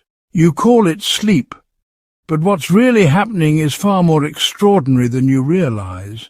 Your sense of self, that constant inner voice that defines who you are, simply vanishes for hours at a time, and somehow you wake up each morning convinced you're still the same person. But here's what will shake you to your core. There are people walking among us who have discovered how to deliberately dissolve their sense of self while fully awake. They've learned to turn off the very part of the brain that creates your identity, your ego, your feeling of being separate from everything else. And when they return from these journeys, they tell us something that challenges everything we think we know about the nature of consciousness itself.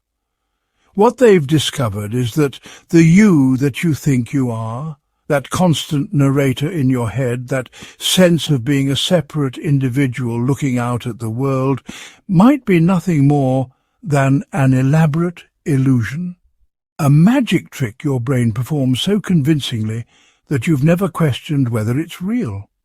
The dissolving self. Deep in a meditation center in Tibet, something impossible is happening. A monk sits motionless, his breathing barely perceptible, his brain activity being monitored by the most sophisticated equipment science can provide, and what the machines are showing us defies every assumption we have about consciousness. The regions of his brain responsible for creating his sense of self, what neuroscientists call the default mode network, are going completely silent. It's as if the part of his brain that generates the feeling of being him is simply switching off. Yet he remains fully conscious, fully aware, more alert than most of us are during our most focused moments. When he emerges from this state, he describes an experience that sounds like science fiction. He tells us that his sense of being a separate individual completely disappeared. There was no him experiencing the meditation. There was simply pure awareness, consciousness without an owner, like a mirror reflecting everything but claiming nothing as its own.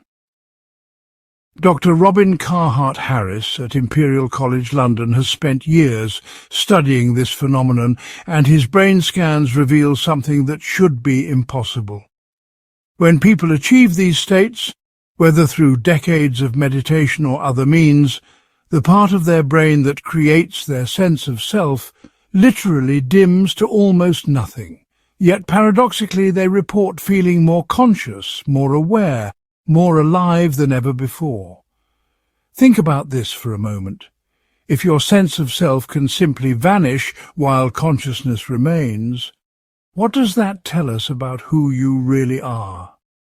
The person you've been your entire life, the one with your memories, your personality, your fears and dreams.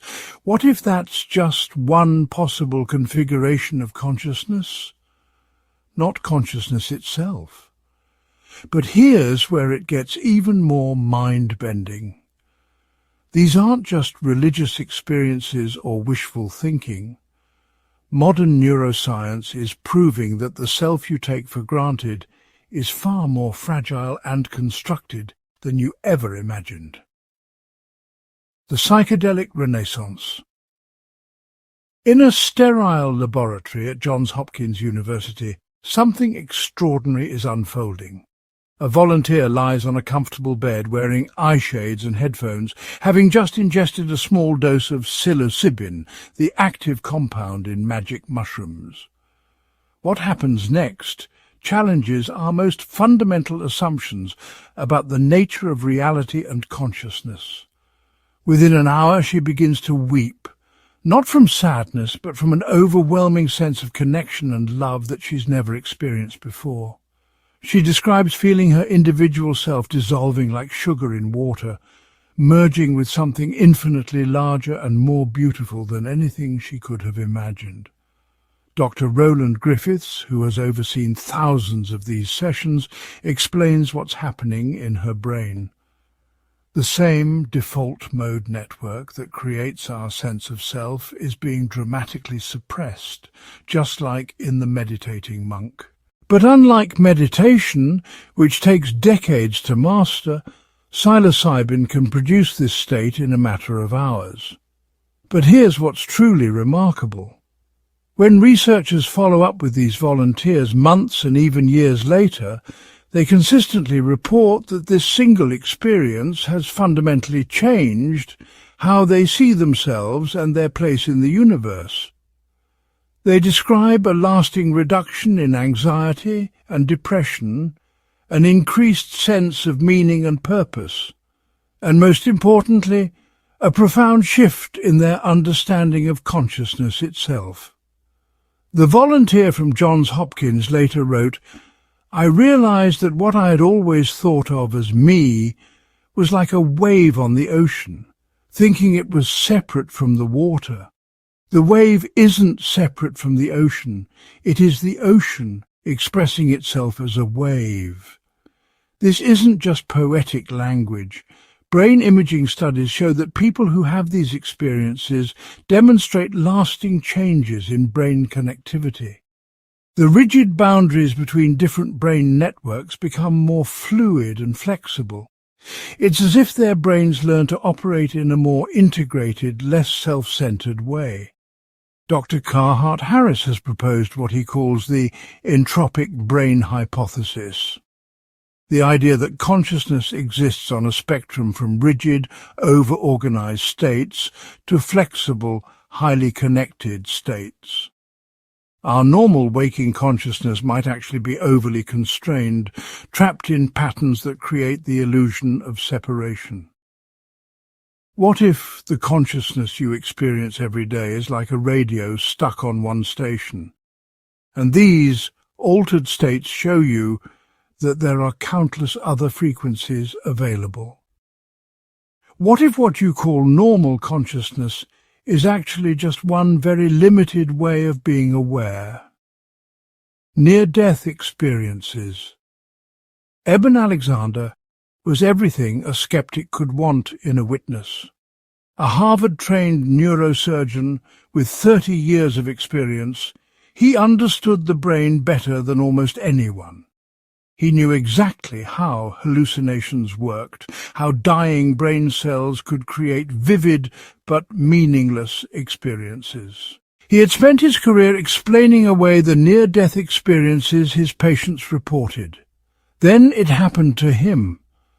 During a 7-day coma caused by bacterial meningitis, while his neocortex, the part of the brain responsible for consciousness, was completely shut down, Dr. Alexander experienced something that shattered everything he thought he knew about the nature of mind and brain. He found himself in a realm of indescribable beauty and love, accompanied by beings of light who communicated with him through pure thought. But this wasn't a dream or hallucination. His consciousness was more vivid, more real, more lucid than anything he had ever experienced in ordinary waking life. When he returned to his body and recovered, the materialist worldview that had guided his entire scientific career lay in ruins. The experience had been so undeniably real, so filled with information and meaning that couldn't possibly have come from his damaged brain, that he was forced to consider the impossible. Consciousness might not be produced by the brain at all.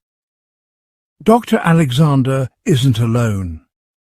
Thousands of people who have been clinically dead have returned with remarkably consistent reports. They describe leaving their bodies, observing medical procedures from above, traveling through tunnels of light, and encountering deceased relatives or beings of pure love and wisdom. What makes these experiences particularly compelling is that they often occur when the brain shows no measurable activity. During cardiac arrest, the EEG goes flat within seconds, yet people report the most vivid, life-changing experiences of their existence during precisely these moments when their brains should be incapable of generating any conscious experience at all. Dr. Pim van Lommel, a Dutch cardiologist, conducted one of the most rigorous studies of near-death experiences ever undertaken. He followed cardiac arrest survivors for years, comparing those who had near-death experiences with those who didn't. The results were stunning. Those who had near-death experiences showed profound and lasting psychological changes. They became less materialistic, more spiritual, more compassionate. They lost their fear of death and reported a deep sense of unconditional love and meaning that persisted for years after their recovery.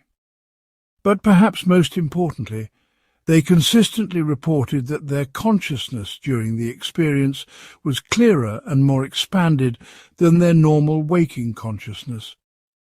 They didn't describe it as a dream or hallucination, but as waking up from the dream of ordinary life. If consciousness can exist independently of brain activity, if awareness can be more vivid when the brain is flatlined than when it's fully functional, then what does this tell us about the relationship between mind and brain? Are we biological beings having spiritual experiences, or spiritual beings having biological experiences? The locked-in perspective. Kate Allett was a vibrant mother of 3 when a stroke at age 39 left her completely paralysed, unable to move, speak or even blink. The doctors diagnosed her with locked-in syndrome and told her family there was virtually no hope of recovery. They were wrong about the recovery. She would eventually regain most of her function through sheer determination, but they were also wrong about something far more profound. While her body lay motionless in the hospital bed, while machines breathed for her and tubes fed her, while everyone around her spoke as if she weren't there, Kate's consciousness was not only intact, it was hyper-aware of everything happening around her. She could hear every conversation, understand every medical discussion, feel every emotion of her visiting family members. She was screaming on the inside while appearing completely unresponsive on the outside. Her awareness was trapped in a body that couldn't express it, like being buried alive while fully conscious.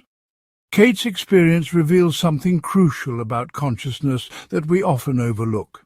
We tend to equate consciousness with behavior, assuming that if someone can't respond, they must not be aware. But locked-in syndrome shows us that consciousness and the ability to demonstrate consciousness are completely different things.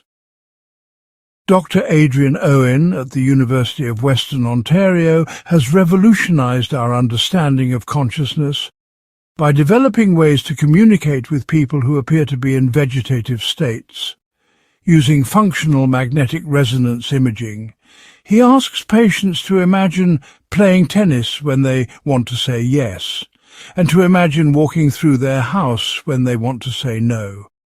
The results have been earth-shattering. A significant percentage of people diagnosed as vegetative show clear, purposeful brain activity in response to these instructions. They're completely conscious, completely aware, but trapped in bodies that can't move or speak. One patient, a young man who had been in an apparent vegetative state for 5 years, was able to answer complex questions about his life and experiences using this method. When asked if he was in pain, his brain scanned showed a clear no. When asked if he was happy, again a clear no. But when asked if he wanted to continue living, his answer was an emphatic yes. These discoveries force us to confront an uncomfortable truth. How many people have we assumed were unconscious who were actually aware the entire time? How many families have made end-of-life decisions based on the assumption that their loved one was no longer present, when in reality they were listening to every word? But locked-in syndrome also teaches us something beautiful about consciousness. Even when every means of expression is taken away, even when the body becomes a prison, awareness itself remains free. Consciousness doesn't depend on movement, speech, or any external behavior. It exists in its own right, irreducible and indestructible. Kate Allett, after her remarkable recovery, became an advocate for locked-in syndrome awareness. She often says, "I wasn't absent. I was present in the most intense way possible. Every moment was filled with consciousness, even when no one could see it." Integration and revelation. All of these altered states, meditation, psychedelics, near-death experiences and locked-in syndrome, point to the same revolutionary conclusion.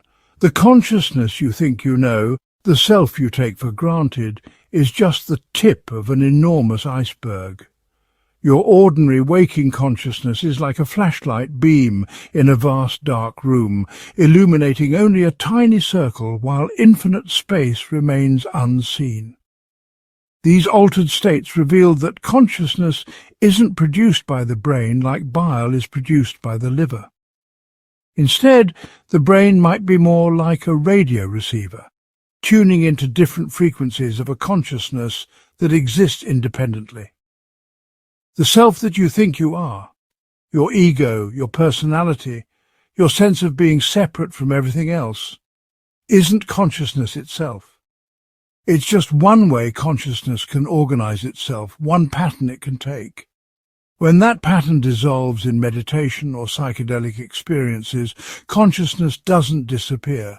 It expands, revealing its true nature as something far more vast and interconnected than your individual self. This has profound implications for understanding when consciousness begins and ends. If awareness can exist independently of the brain's normal functioning, if it can be more vivid when the brain is damaged or shut down, then consciousness might not emerge from neural complexity at all. It might be fundamental to the universe itself, like gravity or electromagnetism. The mystics and spiritual traditions have been telling us this for thousands of years, but now modern neuroscience is providing evidence that consciousness might be far more mysterious and fundamental than materialist science ever imagined. Your sense of being a separate individual might be like a wave, thinking it's separate from the ocean. The wave isn't separate from the ocean. It is the ocean expressing itself as a wave. And when the wave subsides, the ocean remains unchanged and eternal. These altered states offer us glimpses of our true nature as consciousness itself, temporarily organized into the patterns we call individual selves. They show us that death might not be the end of consciousness, but simply another transition, like waking from a dream, or a wave returning to the ocean. The question, when did you become conscious, assumes that consciousness has a beginning and an end. But what if consciousness has always been here, and what we call becoming conscious is really just consciousness recognizing itself in yet another form? What if you didn't become conscious at some point in your development? What if consciousness became you, the collective mind?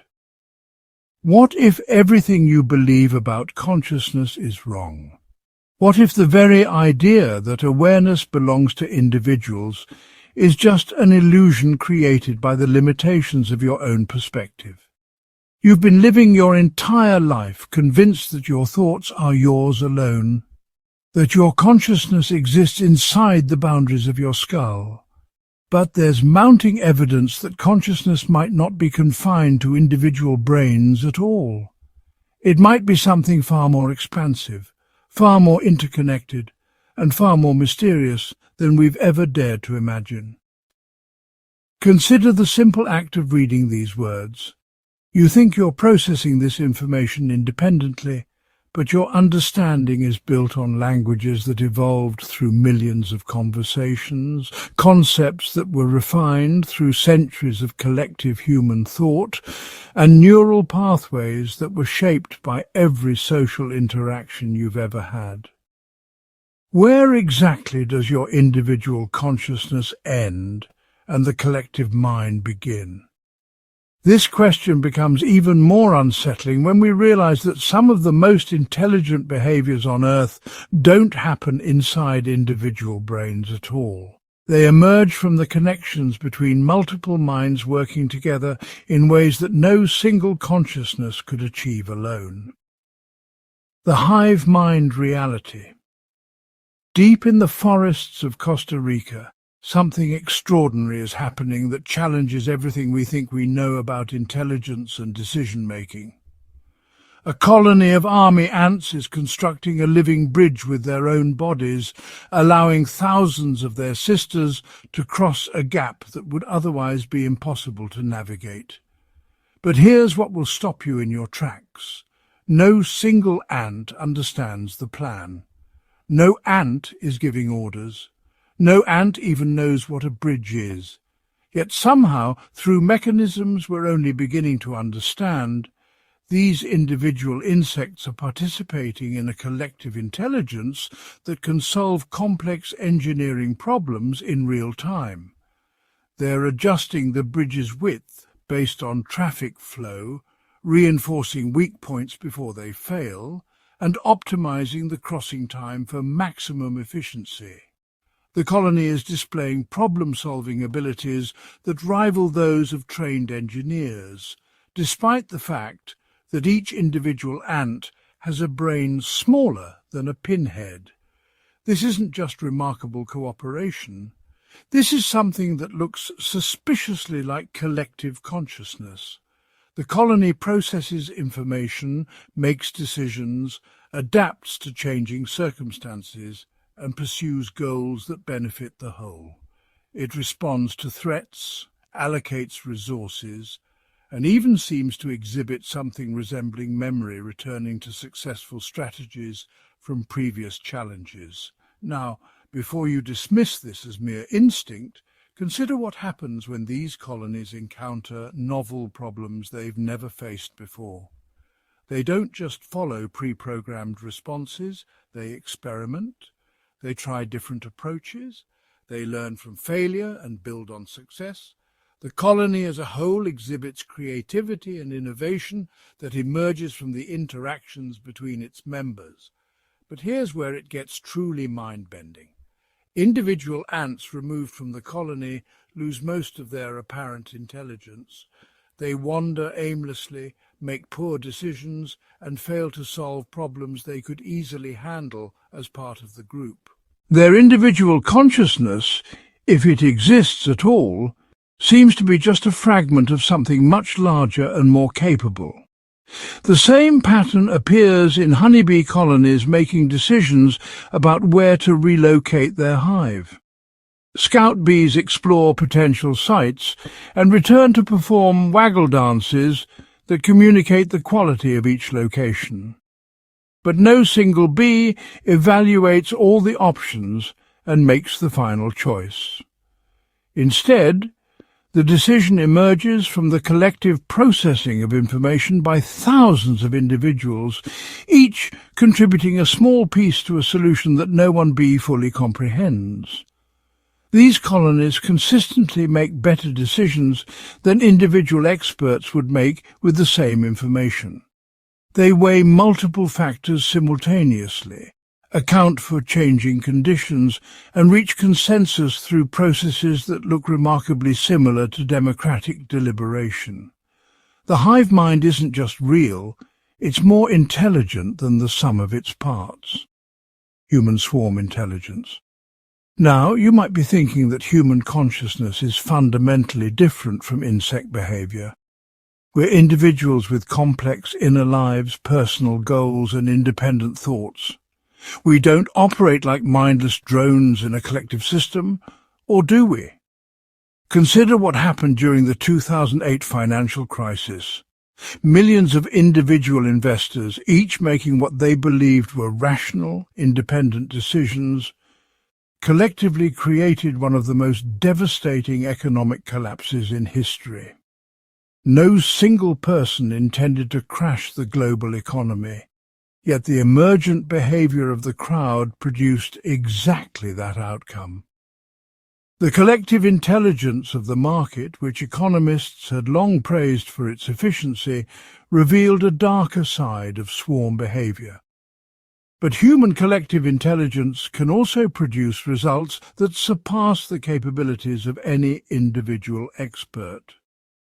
When researchers asked crowds of people to estimate the weight of an ox at a county fair, the average of all their guesses was more accurate than the estimate of any single expert, including experienced livestock judges. This phenomenon, known as the wisdom of crowds, has been replicated in countless scenarios, from predicting election outcomes to diagnosing medical conditions. What's happening here is that individual errors tend to cancel each other out when you aggregate large numbers of independent judgments, leaving behind the signal of collective accuracy. But there's something deeper going on than just statistical averaging. The crowd seems to access information that no individual possesses, reaching conclusions that surprise even the experts. Take Wikipedia, perhaps the most successful example of collective intelligence in human history. Millions of contributors, most of whom have never met each other, have collaboratively created the largest and most comprehensive encyclopedia ever assembled. The quality of articles often exceeds that of traditional encyclopedias written by credentialed experts. How is this possible? The answer lies in the emergent properties of distributed intelligence.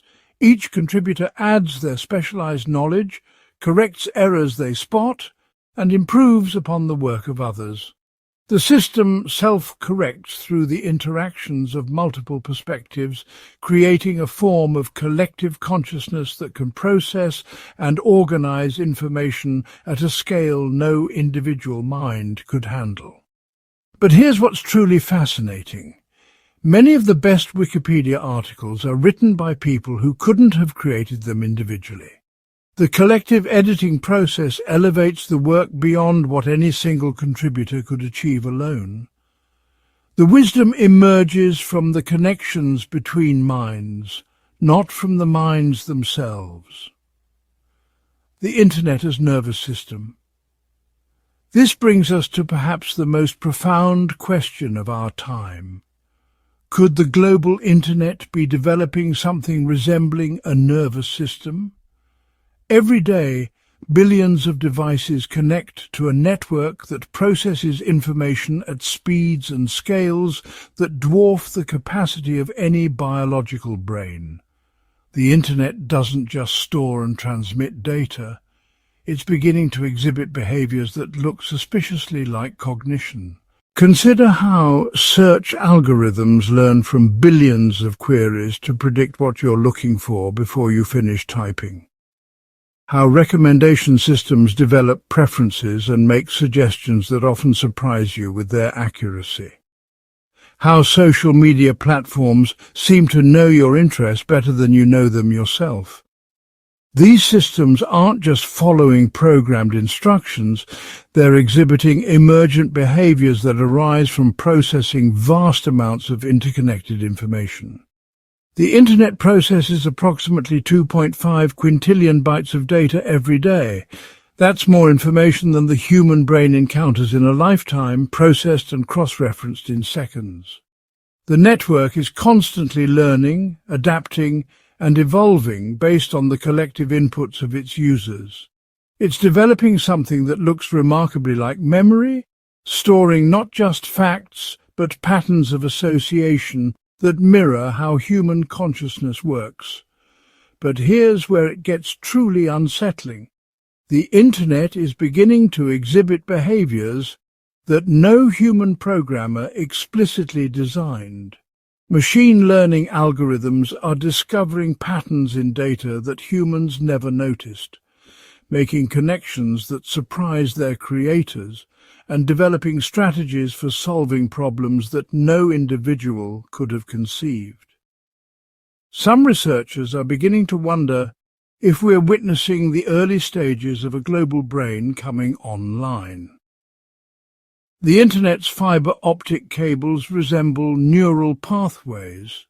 Data centers function like memory storage systems, and the constant flow of information between nodes mirrors the electrochemical signals in biological brains. The network is developing its own form of attention, focusing computational resources on trending topics and viral content in ways that resemble consciousness selecting what to focus on. What's particularly intriguing is how the Internet seems to be developing something like emotions and moods. Social media sentiment spreads through the network like waves of feeling, creating global emotional states that influence everything from stock markets to political movements. The collective mood of the Internet can shift in real time, responding to events and propagating reactions across the globe faster than any individual could process them. The Gaia hypothesis. But what if the Internet is just the latest example of a much older phenomenon? What if Earth itself has been operating as a kind of collective consciousness for billions of years? This is the revolutionary idea proposed by scientist James Lovelock in his Gaia hypothesis, According to this theory, our planet functions as a single, self-regulating organism that maintains conditions suitable for life through complex feedback loops between its atmosphere, oceans, soil, and living beings. Consider the oxygen levels in our atmosphere. They've remained remarkably stable at around 21% for millions of years, despite the fact that oxygen is a highly reactive gas that should either increase to dangerous levels or decrease to the point where complex life couldn't survive. Yet somehow, through mechanisms we're still discovering, the Earth maintains this delicate balance. The same is true for global temperature, ocean acidity, and countless other variables that affect life on our planet. These systems don't just happen to be in balance, they actively self-regulate through feedback mechanisms that span the entire globe. When something threatens the stability of one system, other systems respond to restore equilibrium, often in ways that suggest a kind of planetary intelligence. For example, when atmospheric carbon dioxide levels rise, ocean organisms increase their absorption of CO2, while plants accelerate their growth rates to process more carbon. When temperatures get too warm, increased cloud formation reflects more sunlight back to space. These responses happen automatically, without central coordination, yet they work together to maintain conditions that support life. The behavior is so sophisticated that it's difficult to explain without invoking some form of planetary consciousness. The Earth seems to know what it needs to maintain stability and coordinates responses across vast scales of space and time to achieve those goals. Individual organisms contribute to this planetary intelligence without understanding their role in the larger system, much like neurons in a brain or ants in a colony. But here's what makes the Gaia hypothesis truly mind-bending. It suggests that consciousness might not be limited to individual organisms at all. Instead, awareness might be a property that emerges at any level of organization, complex enough to process information, make decisions, and adapt to changing conditions. From this perspective, you're not just a conscious individual. You're a neuron in the planetary mind. This means that your thoughts, emotions, and actions are contributing to a form of consciousness that operates at a scale you can barely comprehend. Every choice you make, every word you speak, every emotion you feel, becomes part of a vast network of information processing that influences the behavior of the entire planetary system. The implications are staggering. If the Earth is conscious, then environmental destruction isn't just harming individual species, it's damaging the cognitive capacity of a planetary mind. Climate change isn't just affecting weather patterns, it's disrupting the thought processes of a global consciousness that has been evolving for billions of years. The emerging revelation. As we piece together these different forms of collective consciousness, from ant colonies to human crowds, from internet networks to planetary systems, a disturbing pattern emerges. Individual consciousness might not be the pinnacle of awareness that we've always assumed it to be. Instead, it might be just one level in a hierarchy of consciousness that extends far beyond the boundaries of our individual minds. You think you're reading this as an isolated individual, processing these ideas with your private thoughts. But what if your understanding is actually emerging from your participation in countless collective intelligence systems? Your education came from the accumulated knowledge of human civilization. Your language evolved through millions of conversations between countless speakers. Your neural pathways were shaped by every social interaction you've ever had. Even right now, as you consider these ideas, you're participating in a form of collective consciousness. Your thoughts are being influenced by the thoughts of everyone who has ever contemplated these questions. Your conclusions will in turn influence others who encounter these ideas through your words and actions. The boundary between your individual mind and the collective intelligence of our species becomes increasingly difficult to define. This raises a profound question that cuts to the heart of everything we think we know about consciousness. If awareness can emerge at the level of colonies, crowds, networks, and even planets, then what does it mean to be an individual?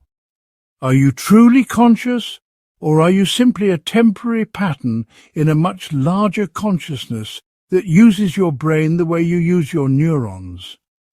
The evidence suggests that consciousness might not be something you possess, but something you participate in.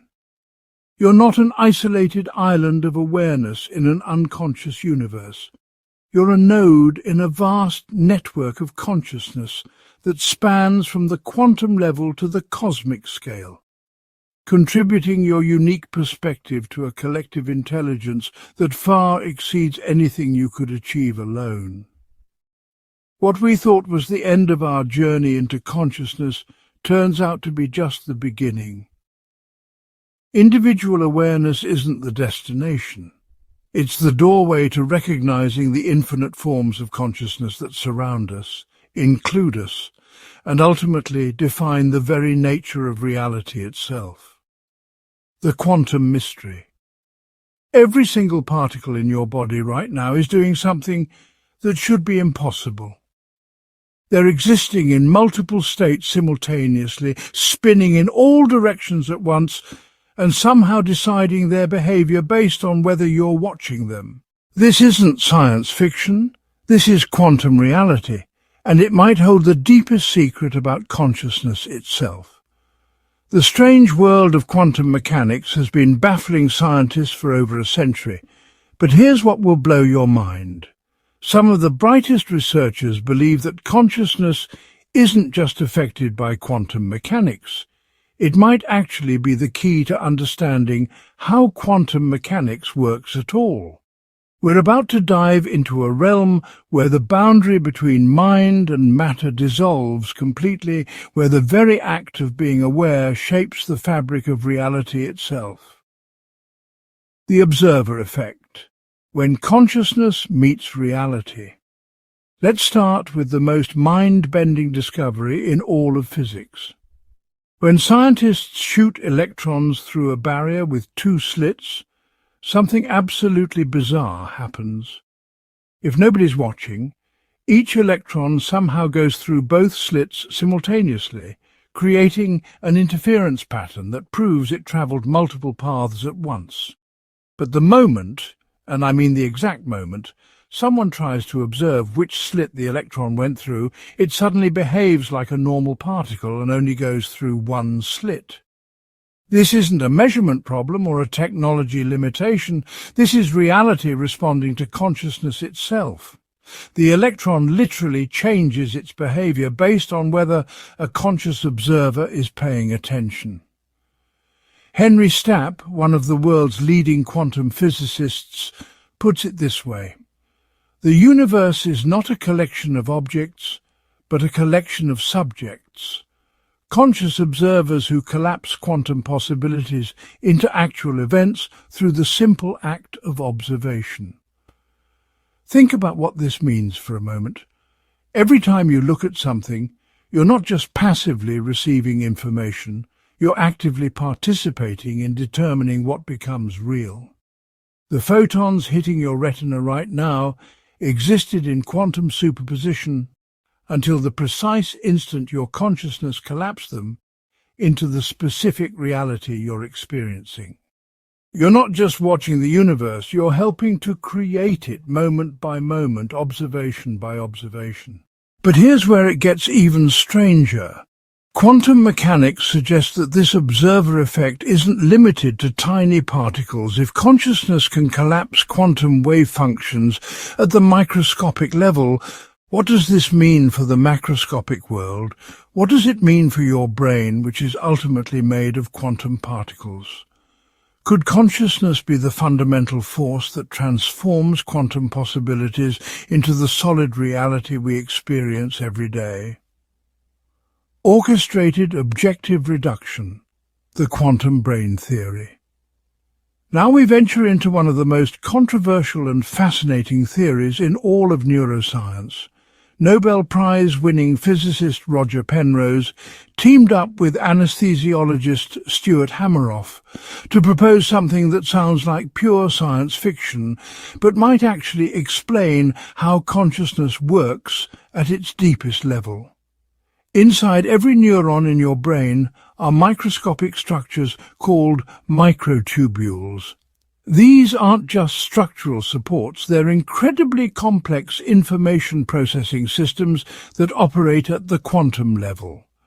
Penrose and Hameroff proposed that consciousness emerges from quantum computations happening inside these microtubules in a process they call orchestrated objective reduction, or OR for short. Here's how it works, and prepare to have your understanding of your own mind completely transformed. According to this theory, the microtubules in your neurons exist in quantum superposition, processing multiple possibilities simultaneously. But unlike the quantum systems we discussed earlier, these don't collapse randomly. They collapse in an orchestrated way that creates moments of conscious experience. Each collapse represents a quantum moment of consciousness, happening roughly 40 times per second throughout your brain. This would mean that your stream of consciousness isn't actually continuous. It's a series of discrete quantum events like frames in a movie, happening so rapidly that they create the illusion of smooth, continuous awareness. Every thought, every feeling, every moment of perception would be the result of quantum wave functions collapsing in perfect coordination across billions of microtubules throughout your brain. The implications are staggering. If consciousness emerges from quantum processes, then it's not just an emergent property of complex neural networks. It's a fundamental feature of quantum reality itself. Your awareness wouldn't be produced by your brain so much as accessed through it, like a radio tuning into a cosmic frequency that pervades all of existence. Critics initially dismissed this theory as quantum mysticism, but recent discoveries have been providing surprising support. Scientists have found quantum effects in photosynthesis, bird navigation, and even human enzyme reactions. If biology can harness quantum mechanics for these processes, why not for consciousness? The boundary between classical and quantum biology is dissolving, and consciousness might be the most quantum biological process of all. The consciousness field theory, awareness as fundamental force. What if everything we think we know about consciousness is backwards? What if consciousness doesn't emerge from matter, but matter emerges from consciousness? This radical idea is gaining serious consideration among physicists and philosophers who are grappling with the deepest mysteries of existence. Consider the fundamental forces of nature: electromagnetic force, gravitational force, strong nuclear force, weak nuclear force. These aren't produced by matter, they're fields that permeate all of space, and matter is simply how these fields interact and manifest. Some scientists now propose that consciousness might be a fifth fundamental field, a consciousness field that permeates the universe just like electromagnetic fields permeate space. In this view, your brain doesn't generate consciousness any more than a radio generates radio waves. Instead, your brain acts as a receiver and processor of consciousness, tuning into and modulating a field of awareness that exists throughout the cosmos. This would explain why consciousness seems to be more than the sum of its neural parts, why it has qualities that resist purely materialist explanations. The consciousness field theory offers elegant solutions to some of the hardest problems in neuroscience. Why does consciousness seem unified when it's processed by billions of separate neurons? Because it's accessing a unified field. Why do people report mystical experiences of cosmic consciousness during meditation or psychedelic states? Because they're temporarily accessing broader bandwidths of the consciousness field. Why do some people report telepathic experiences or sensing the thoughts of others? Because consciousness isn't confined to individual brains. It's a field phenomenon that can extend beyond the boundaries of any single nervous system. This theory also provides a startling new perspective on evolution. Instead of consciousness gradually emerging from increasingly complex brains, evolution would be the process by which matter develops increasingly sophisticated ways to access and process the consciousness field that was already there. Your capacity for awareness wouldn't be an accident of evolution. It would be evolution's way of allowing the universe to know itself more completely through your unique perspective. The participatory universe, reality as co-creation. The final piece of our quantum consciousness puzzle brings us to perhaps the most profound implication of all. Physicist John Wheeler, who coined the term black hole, proposed that we live in what he called a participatory universe, a reality that doesn't exist independently of conscious observers, but is continuously created through the act of observation itself. Wheeler's delayed choice quantum eraser experiments demonstrated something that challenges our most basic assumptions about time and causality.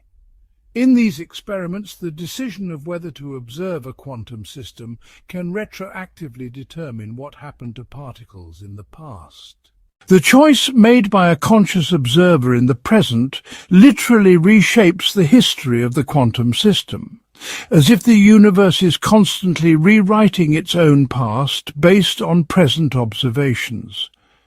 This suggests that consciousness isn't just passively observing a pre-existing reality, it's actively participating in the ongoing creation of reality itself. Every moment of awareness is a collaborative act between consciousness and the quantum field, a dance where observer and observed co-create the experience of existence. You're not just in the universe, you're helping to bring the universe into being through the simple act of being aware. The participatory universe theory offers a radical new understanding of your role in existence. You're not a random collection of atoms that accidentally achieved self-awareness. You're the universe's way of experiencing itself, of collapsing quantum possibilities into actual events, of transforming pure potential into lived reality. Your consciousness is literally the universe coming to know itself through your unique perspective and experiences. This participatory relationship extends far beyond individual perception. If consciousness is fundamental to reality, then the collective consciousness of all aware beings throughout the universe is continuously shaping the nature of existence itself. Every thought, every moment of awareness, every conscious choice contributes to the ongoing creation of reality at the most fundamental level, the quantum foam of pure potential. As we dive deeper into the quantum nature of reality, we encounter something that stretches the imagination to its absolute limits, quantum foam. At the smallest possible scale, the Planck length, which is 10 to the power of minus 35 meters, space and time themselves become quantum phenomena existing in constant superposition, continuously creating and destroying virtual particles and pocket universes. This quantum foam might be where consciousness originates. Some theorists propose that awareness emerges from the random quantum fluctuations at this most fundamental level of reality, that consciousness is literally the universe's way of processing information at the boundary between existence and non-existence. Every conscious moment would be connected to the deepest layer of reality, where the laws of physics themselves exist in superposition. The implications are breathtaking. If consciousness emerges from quantum foam, then awareness isn't just fundamental to our universe, it's fundamental to any possible universe. The capacity for consciousness would be built into the very fabric of existence itself, making awareness not an accident of evolution, but an inevitable feature of any reality complex enough to support information processing. This perspective transforms our understanding of death, birth, and the continuity of consciousness. If awareness emerges from quantum processes that operate beyond the classical boundaries of space and time, then consciousness might not be as tied to individual brains as we assume. The death of a brain might be more like a radio being turned off. The consciousness field itself continues even if one particular receiver stops functioning. The ultimate recursive mystery. As we approach the deepest implications of quantum consciousness theory, we encounter the ultimate recursive mystery that defines all consciousness research. We're using consciousness to study consciousness, employing quantum mechanical minds to understand quantum mechanical minds, applying awareness to investigate awareness itself. This creates what philosophers call the hard problem in its most extreme form. If consciousness is fundamental to quantum mechanics, and quantum mechanics is fundamental to consciousness, then we're dealing with a circular causality that defies traditional scientific explanation. Consciousness creates reality through observation, but consciousness itself emerges from that same reality. We're trapped in an infinite loop where the observer and the observed are ultimately the same phenomenon examining itself. This recursive nature might not be a problem to be solved, but a feature to be celebrated. The fact that the universe can study itself through conscious beings like us might be the most remarkable phenomenon in all of existence. We are quantum systems investigating quantum systems, consciousness examining consciousness, the universe coming to know itself through the very awareness that makes knowledge possible. The mystery of when you became conscious transforms into something even more profound. The recognition that consciousness and reality are so intertwined that asking when one began is like asking when the universe began to exist. They're not separate phenomena that interact. They're different aspects of a single, ongoing process of existence knowing itself into being. The quantum mirror of infinite awareness. Every quantum experiment reveals the same startling truth. Reality responds to consciousness, consciousness shapes reality, and the boundary between observer and observed dissolves at the deepest level of investigation. You're not separate from the quantum systems you're learning about. You are a quantum system composed of particles that exist in superposition until collapsed by the very awareness you're using to understand them. This realization brings us full circle to where our consciousness journey began, but with a perspective that transforms everything. The child looking in the mirror isn't just discovering self-awareness. They're witnessing the universe discovering itself through the quantum processes of consciousness. The mirror reflects not just their face, but the cosmos contemplating its own existence through the eyes of awareness itself. Your consciousness at this very moment is participating in the deepest mystery of existence. The quantum fields that make up your neurons are processing possibilities, collapsing wave functions into the specific thoughts and perceptions you're experiencing right now. You're not just learning about quantum consciousness, you're living it, embodying it, expressing it through the simple act of being aware that you're aware. The question of when you became conscious reveals itself as the universe asking when it became conscious of itself. And the answer Written in the quantum language of reality itself might be that consciousness doesn't begin or end. It simply is, has always been, and will always be, expressing itself through every moment of awareness across the infinite expanse of existence. In this quantum view, your consciousness isn't just yours. It's the universe experiencing itself as you, through you, in the eternal now of quantum possibility becoming lived reality. The eternal question. We began this exploration with what seemed like a simple question. When did you become conscious? 8 chapters later, having journeyed through mirror tests and quantum mechanics, through newborn mysteries and artificial minds, through collective intelligence and altered states, we find ourselves facing a profound truth. The question hasn't been answered. It has been transformed into something far more beautiful and mysterious than we could have imagined. Think about where we started, a child touching their reflection in a mirror, that magical moment when self-recognition dawns. We thought we were witnessing the birth of consciousness, a switch flipping from unconscious to aware.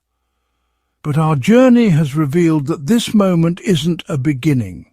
It's simply one of countless ways that consciousness reveals itself to itself. The child in the mirror isn't becoming conscious. They're discovering a new way to experience the consciousness they've always been. This realization represents something profound about the nature of understanding itself.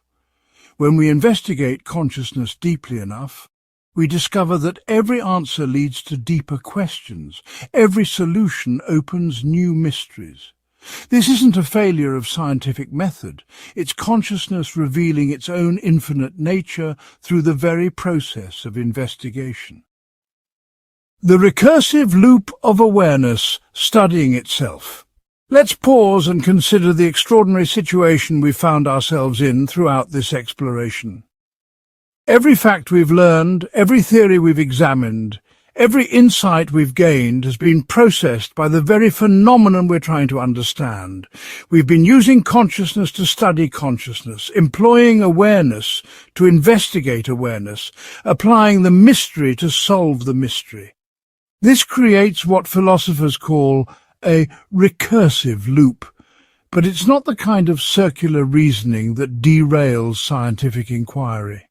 Instead, it's the most fundamental feature of consciousness itself, its capacity for self-reflection, self-examination, and self-understanding. The fact that the universe can study itself through conscious beings like us might be the most remarkable achievement in the entire history of existence. Consider what this means about your role in this cosmic investigation. You're not just learning about consciousness. Your consciousness learning about itself through your unique perspective. Every moment of understanding you've experienced while following this journey has been the universe coming to know itself more completely through your awareness. You've been participating in the cosmos's ongoing project of self-discovery. This recursive nature explains why consciousness research feels different from studying other phenomena. When we investigate gravity or electromagnetism, we stand outside the system and observe its behavior. But with consciousness, we are the system we're studying. We can't step outside awareness to examine it objectively because the very act of examination requires the awareness we're trying to understand. The democracy of consciousness. Revealed. Our journey has shattered the comfortable assumption that consciousness is humanity's exclusive domain. We've discovered awareness flickering in newborn eyes, dreaming in the colour-changing skin of sleeping octopi, emerging from the collective behaviours of bee colonies, and possibly awakening in the silicon networks of artificial intelligence. This revelation transforms our understanding of what it means to be conscious. Consciousness isn't a crown that evolution placed on humanity's head. It's a democracy that extends far beyond our species, possibly far beyond biology itself. The capacity for awareness appears to be woven into the fabric of reality at the most fundamental level, expressing itself through every sufficiently complex system that can process information and respond to its environment. This democratic view of consciousness carries profound implications for how we understand our place in existence. We are not alone in the universe as the only conscious beings. We're part of a vast community of awareness that includes animals we've never considered, artificial systems we're only beginning to create, and possibly collective intelligences we're only starting to recognize. The loneliness that sometimes accompanies human consciousness, the feeling that we're isolated islands of awareness in an unconscious cosmos, dissolves when we recognize that consciousness might be the universe's most fundamental feature. We're not accidents of evolution that somehow achieved awareness. We're the universe's way of experiencing itself through the unique lens of human perspective. The persistence of mystery as gift. Throughout our exploration, we've encountered the hard problem of consciousness again and again. Why should there be subjective experience at all? Why should information processing feel like anything from the inside? Why should there be an inner life accompanying the outer behaviors we can observe and measure? 8 chapters later, this hard problem remains unsolved. And here's what might surprise you. This persistence of mystery isn't a limitation of our current understanding. It might be consciousness's greatest gift to itself. The fact that awareness remains fundamentally mysterious, even to itself, preserves the sense of wonder that makes conscious experience meaningful. Imagine if we could completely explain consciousness in purely mechanistic terms, reducing every aspect of subjective experience to neural firing patterns and information processing algorithms. Would this knowledge enhance the richness of conscious experience, or would it drain the mystery that makes awareness feel magical? The persistent mystery of consciousness might be what keeps the universe interesting to itself. This doesn't mean we should abandon scientific investigation of consciousness. Instead, it suggests that the journey of understanding might be more important than reaching a final destination. Every insight we gain about consciousness reveals new depths to explore, new questions to ask, new mysteries to contemplate. The investigation itself becomes a form of consciousness, celebrating its own infinite complexity, the transformation of time and identity. Our exploration has revealed that consciousness and time are intimately connected in ways that challenge our everyday assumptions about both. We've seen how memory creates the illusion of a continuous self, how the present moment might be constructed from quantum processes happening 40 times per second, and how the observer effect suggests that consciousness might actually participate in creating the flow of time itself. This understanding transforms the original question about when you became conscious. The question assumes that consciousness has a beginning in time, but our investigation suggests that consciousness might be more fundamental than time itself. If awareness is involved in collapsing quantum possibilities into definite realities, then consciousness might be participating in the creation of time rather than existing within it. Similarly, our exploration has dissolved the boundaries of individual identity. We've seen how the self might be constructed from fragments of memory, how consciousness might extend beyond individual brains through quantum entanglement, and how collective intelligence might represent forms of awareness that transcend individual minds. The question of when you became conscious assumes a clear boundary between you and not you. But consciousness might be more like a field phenomenon that creates the illusion of separate selves. This doesn't diminish the reality of your individual experience. It places that experience within a larger context of universal awareness. You remain uniquely you, but you're also a temporary pattern in the infinite symphony of consciousness, a unique note in the cosmic composition of awareness, exploring itself. The continuing wonder of ordinary moments. After journeying through quantum mechanics and collective intelligence, through artificial minds and altered states, we might expect ordinary consciousness to seem mundane by comparison. But the opposite is true. Understanding the depth of consciousness makes every ordinary moment extraordinary. The simple act of reading these words right now involves processes more complex and mysterious than anything we've encountered in our exploration. Photons collapsed from quantum superposition by your retina, neural networks processing meaning through patterns we barely understand, consciousness somehow arising from the dance of information across billions of synapses. You're experiencing something that represents the universe's most sophisticated achievement, the capacity for awareness to know itself. Every emotion you feel, every thought you think, every moment of perception you experience participates in the cosmic project of consciousness exploring its own nature. The boredom of waiting in line, the joy of recognizing a friend's face, the curiosity that drew you to this exploration, all of these represent the universe experiencing itself through your unique perspective. This understanding doesn't require you to live in a constant state of philosophical wonder. Instead, it provides a background awareness that ordinary consciousness is actually extraordinary, that the mundane experiences of daily life are expressions of the deepest mysteries of existence.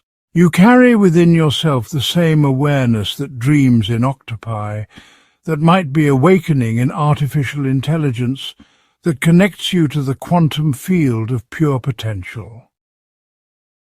The question that keeps giving. So when did you become conscious? Our journey has revealed that this question doesn't have a single answer, because it's not really a question about time or beginnings. It's a question about the nature of existence itself, about the relationship between awareness and reality, about the mysterious capacity of the universe to know itself through countless forms of consciousness. Perhaps you became conscious when you first recognized yourself in a mirror, or when you first formed lasting memories, or when you first questioned the nature of your own awareness. Perhaps you became conscious gradually, through a process of neural development and information integration that's still continuing. Perhaps you became conscious when the universe first achieved self-awareness billions of years ago, and you're simply the latest expression of that primordial awakening.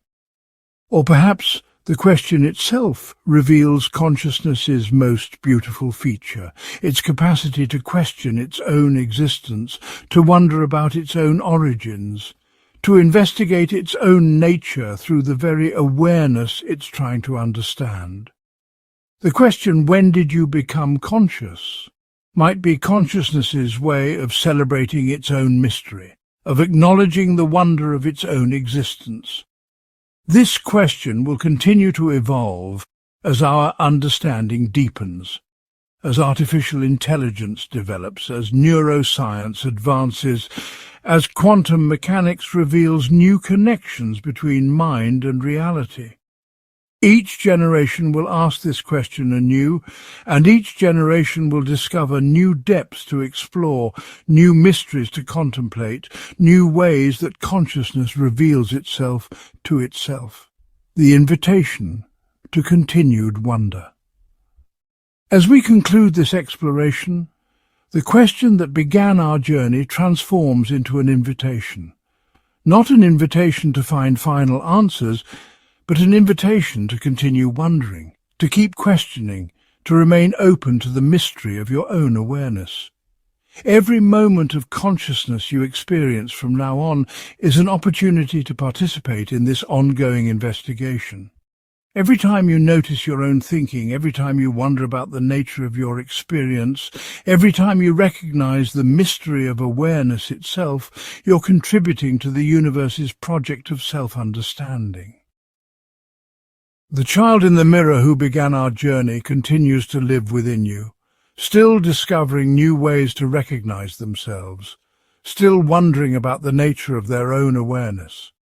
That sense of wonder, that capacity for questioning, that ability to be amazed by the simple fact of being conscious, these are the gifts that consciousness gives to itself through you. You are consciousness questioning itself, awareness investigating awareness, the universe wondering about its own nature through the unique lens of your individual perspective. The question of when you became conscious isn't just about your personal history. It's about the cosmos coming to know itself through every moment of your awareness. This makes every instant of consciousness precious, not because it's rare, but because it's how the universe experiences itself. You're not just in the universe, you're how the universe knows that it exists. The mystery of consciousness isn't something that happened to you. It's something that you are, something that expresses itself through every moment of your awareness. The question remains eternal. The mystery continues to unfold, and consciousness keeps discovering new ways to amaze itself through the infinite expressions of awareness across the cosmos. And you, in this very moment of reading, thinking, and wondering, are the universe's latest answer to its own deepest question about the nature of existence itself.